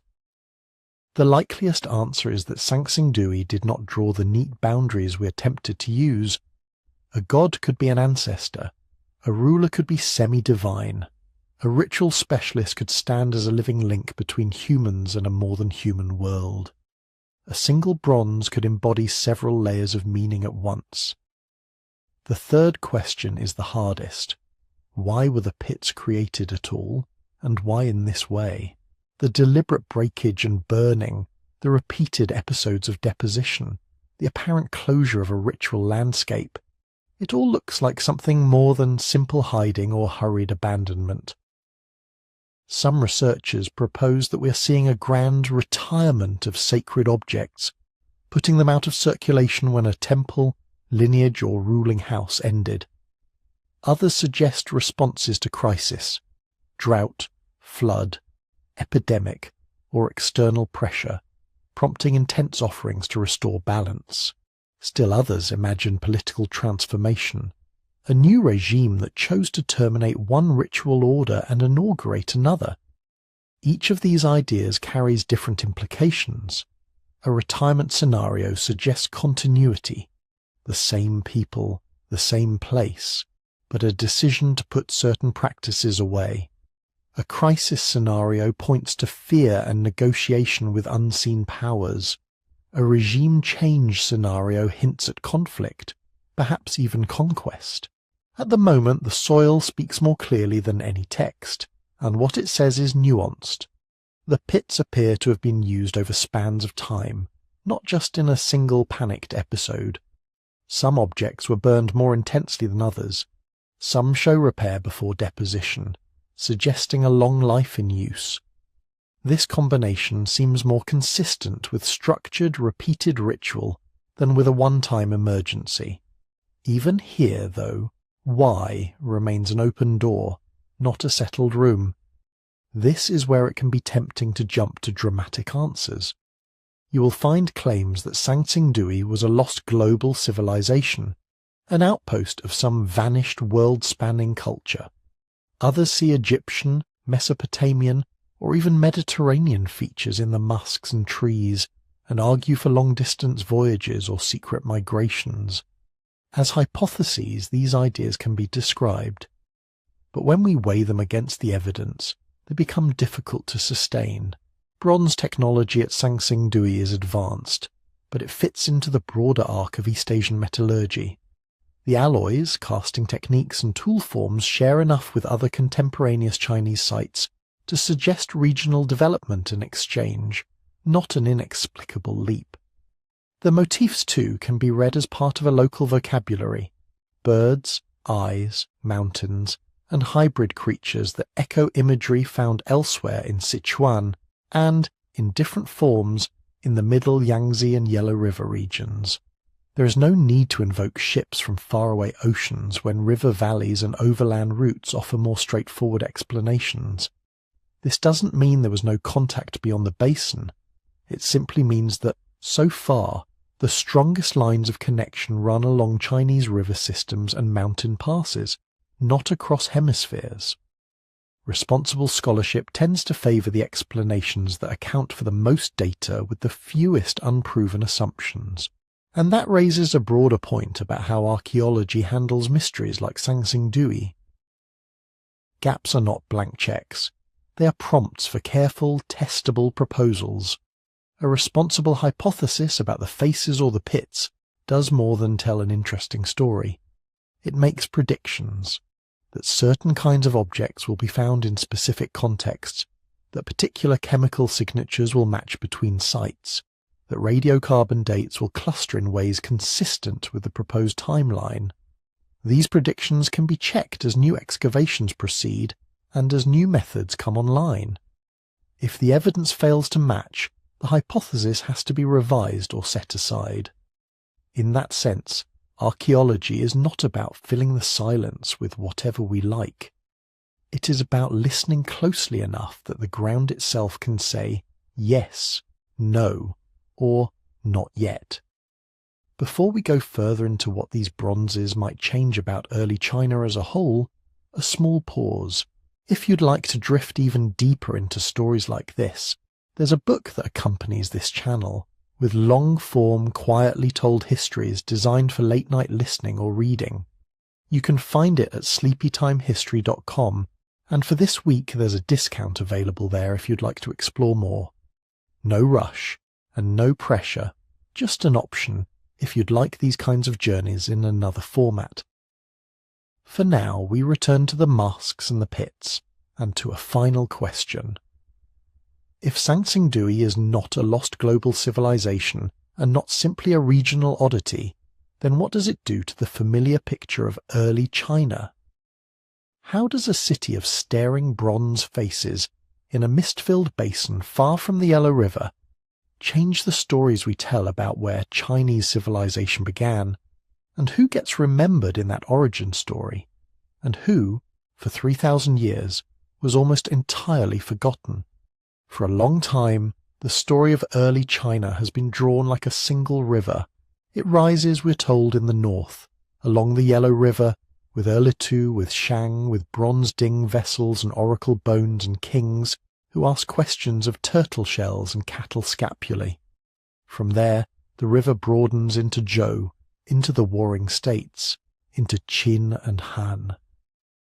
Other regions appear as tributaries, the middle Yangtze, the southeast coast, the southwest highlands.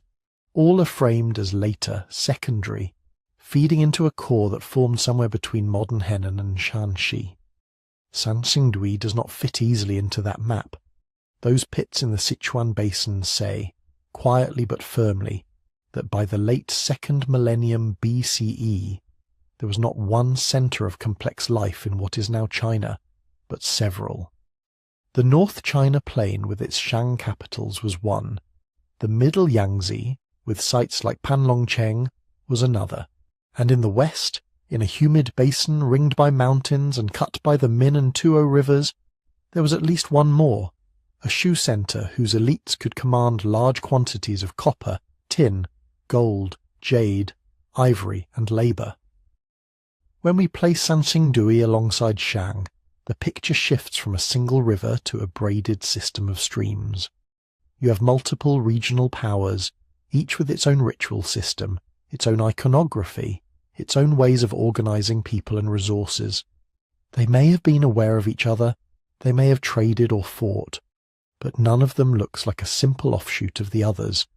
Instead of the cradle of Chinese civilization, we begin to see a landscape of cradles, some of which left rich written records, and some of which, like Sansingdui, spoke in bronze and clay and gold instead of script. For art history, this shift is just as deep.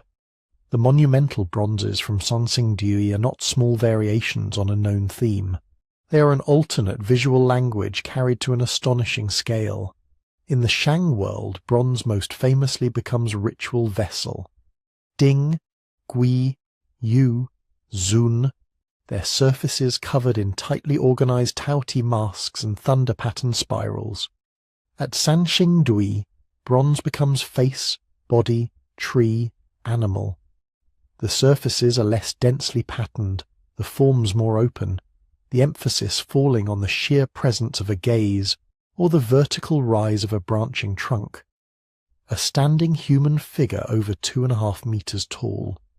Masks nearly a meter across, some with protruding eyes that would once have extended even farther in attached components. A bronze tree whose reconstructed height pushes toward 4 meters. This is monumental sculpture in bronze several centuries before the famous life-size terracotta armies of the Xin. The style is not simply primitive or crude compared to Shang. It is different in its priorities. The Sansingdui faces are not naturalistic, but they are not random. The proportions, the repetition of certain motifs, the combination of sharply incised features with smooth planes, all suggest conventions that would have been legible to the people who made and used them. To place them beside Shang ritual vessels is to realize that early Chinese art did not grow in a straight line from one prototype, but unfolded in parallel, with at least one major branch now only partially visible. The bronzes also change how we think about religion and power in this period. Whatever else they were, the pits at Sansingdui represent a mature ritual economy. Metal, ivory, jade, and gold do not just appear. They have to be mined, traded, crafted, stored, and eventually taken out of circulation. The decision to break and bury so much prestige material is not casual. It implies authorities, perhaps a court, perhaps a lineage leadership, perhaps priests who could control the flow of powerful objects. Instead of imagining power as something expressed only by building palaces or winning battles, Sansingdui invites us to see it in the ability to orchestrate spectacle and destruction. To gather hundreds of bronzes, many of them technically complex, some representing what may have been central beings in the community's cosmos, and then to burn, smash, and bury them in formal sequences, is to exercise a particular kind of authority over things and meanings. This is not unique in world history. Other ancient societies from Mesopotamia to Mesoamerica sometimes buried or broke sacred items when temples were rebuilt or regimes changed. But in the Chinese context, where so much of our early evidence comes from Shang divination archives and Zhou ritual texts, Sansingdui adds a different emphasis. It shows a tradition where power may have been displayed less through inscribed proclamations and more through controlled appearances and disappearances of charged images. Seen from this angle, the core mysteries we have been circling take on slightly new shapes. The absence of writing at Sansingdui is still striking. We know that Shang, several hundred kilometers away, was using a sophisticated script by this time. We have a few scattered symbols from Sichuan that might be proto-writing or emblematic marks, but nothing that can yet be read as continuous text. This does not mean the Shu elites were illiterate in a simple sense. They may have used perishable writing media, or a script that has not yet been recognized. They may have relied more heavily on oral transmission. For now, their own names for themselves, their gods, their lineages remain out of reach. The deliberate burial of the pits remains deliberate. The long forgetting of the site, its erasure from later texts, is still puzzling. But placed within a landscape of multiple regional centres, that forgetting becomes a little less absolute. Many early polities in China left only faint echoes in later records, or were folded into legendary geographies under new names. The Shu kingdom that appears in Zhou period sources, with its own kings and rituals, may be a descendant of the Sansingdui world, or a successor that remembered parts of it. The silence is still real. It is simply not unique. What Sansingdui offers, then, is neither a neat alternative history nor a solved puzzle, but a broader frame. We can say, with reasonable confidence, that early Chinese civilization was more regionally diverse than the traditional Yellow River-centered narrative suggests. We can say that at least one of those regions developed a monumental bronze art that followed its own rules and a ritual system in which destruction and burial were as important as display. We can say that writing, as we currently know it from Shang, is not the only possible medium for complex religious and political life in this time and place. Beyond that, there is more we may learn. Ongoing excavations at Sansingdui and nearby Jinsha continue to uncover new objects and contexts. Advances in residue analysis, metallurgical study and isotope tracing may clarify trade routes and resource control. Future finds may yet reveal inscribed items, or at least recurring signs that edge closer to readable patterns. Comparative work with other Sichuan sites may help situate the bronze faces within a longer Shu tradition. And beyond even those concrete hopes, there is the uncertainty itself. Not as a failure, but as a space where our usual stories have to soften and make room for lives not yet fully legible. A reminder that the past was once present for people who did not know they were early Chinese civilization, who simply built, worshipped, feared, and hoped in a mist-filled basin under the gaze of tall bronze faces. In the final part of this journey, we will stay with that feeling a little longer. We will look at what it means to live with an incomplete past and why, in the case of Sangsing-dui, the things we do not know may be as quietly important as the things we do. So we end here, not with an answer, but with a set of faces that keep looking back. In this one site, in this one basin, we have a cluster of questions we can't quite put down. Who first imagined those vast bronze masks, with their long level eyes and measured mouths? What stories wrapped around the standing figure whose hands now grasp empty air? What words were spoken when the pits were opened, when the ivory burned, when the bronze softened and the gold was torn away and laid down in the ash? The evidence lets us say some things carefully. We can say there was a powerful community in the Sichuan Basin between roughly 1200 and 1000 BCE, able to organize large labor forces and long-distance exchange. We can say their ritual life centered on images unlike those in the Yellow River world, and that these images mattered enough to be destroyed in ordered ways, not discarded as trash. We can say their story does not fit neatly as a side branch of Shang, and that early China was already a tapestry of overlapping centers rather than a single line. Beyond that, we are still in the realm of possibilities. Connections to Shang, to later Shu, to other southwest cultures remain partly drawn in pencil. The reasons for the pits, the logic of their burial, the cause of Sangsing-dui's disappearance from later memory, are all still open to future spades, future labs, future conversations. That openness is an invitation. If you'd like to keep following these kinds of quiet mysteries, you can help this channel grow by tapping like, leaving a comment, and subscribing. If you feel comfortable, let me know where you're listening from and what time it is as you reach this part of the story. It's always a small wonder to imagine all the different rooms and nights that these old questions drift into. If this journey through Sangsing-dui and deep time has been soothing, you might also enjoy a longer, slower dive into other prehistoric secrets. There's a book that expands on some of these themes, wandering through vanished worlds, climatic bottlenecks, and forgotten peoples. You can read more about it, or pick up a copy at sleepytimehistory.com. For now, the excavation lights are off. The archaeologists have gone home. Far below the modern fields and roads, the remaining bronzes rest in the dark, the metal cool, the expressions unchanged.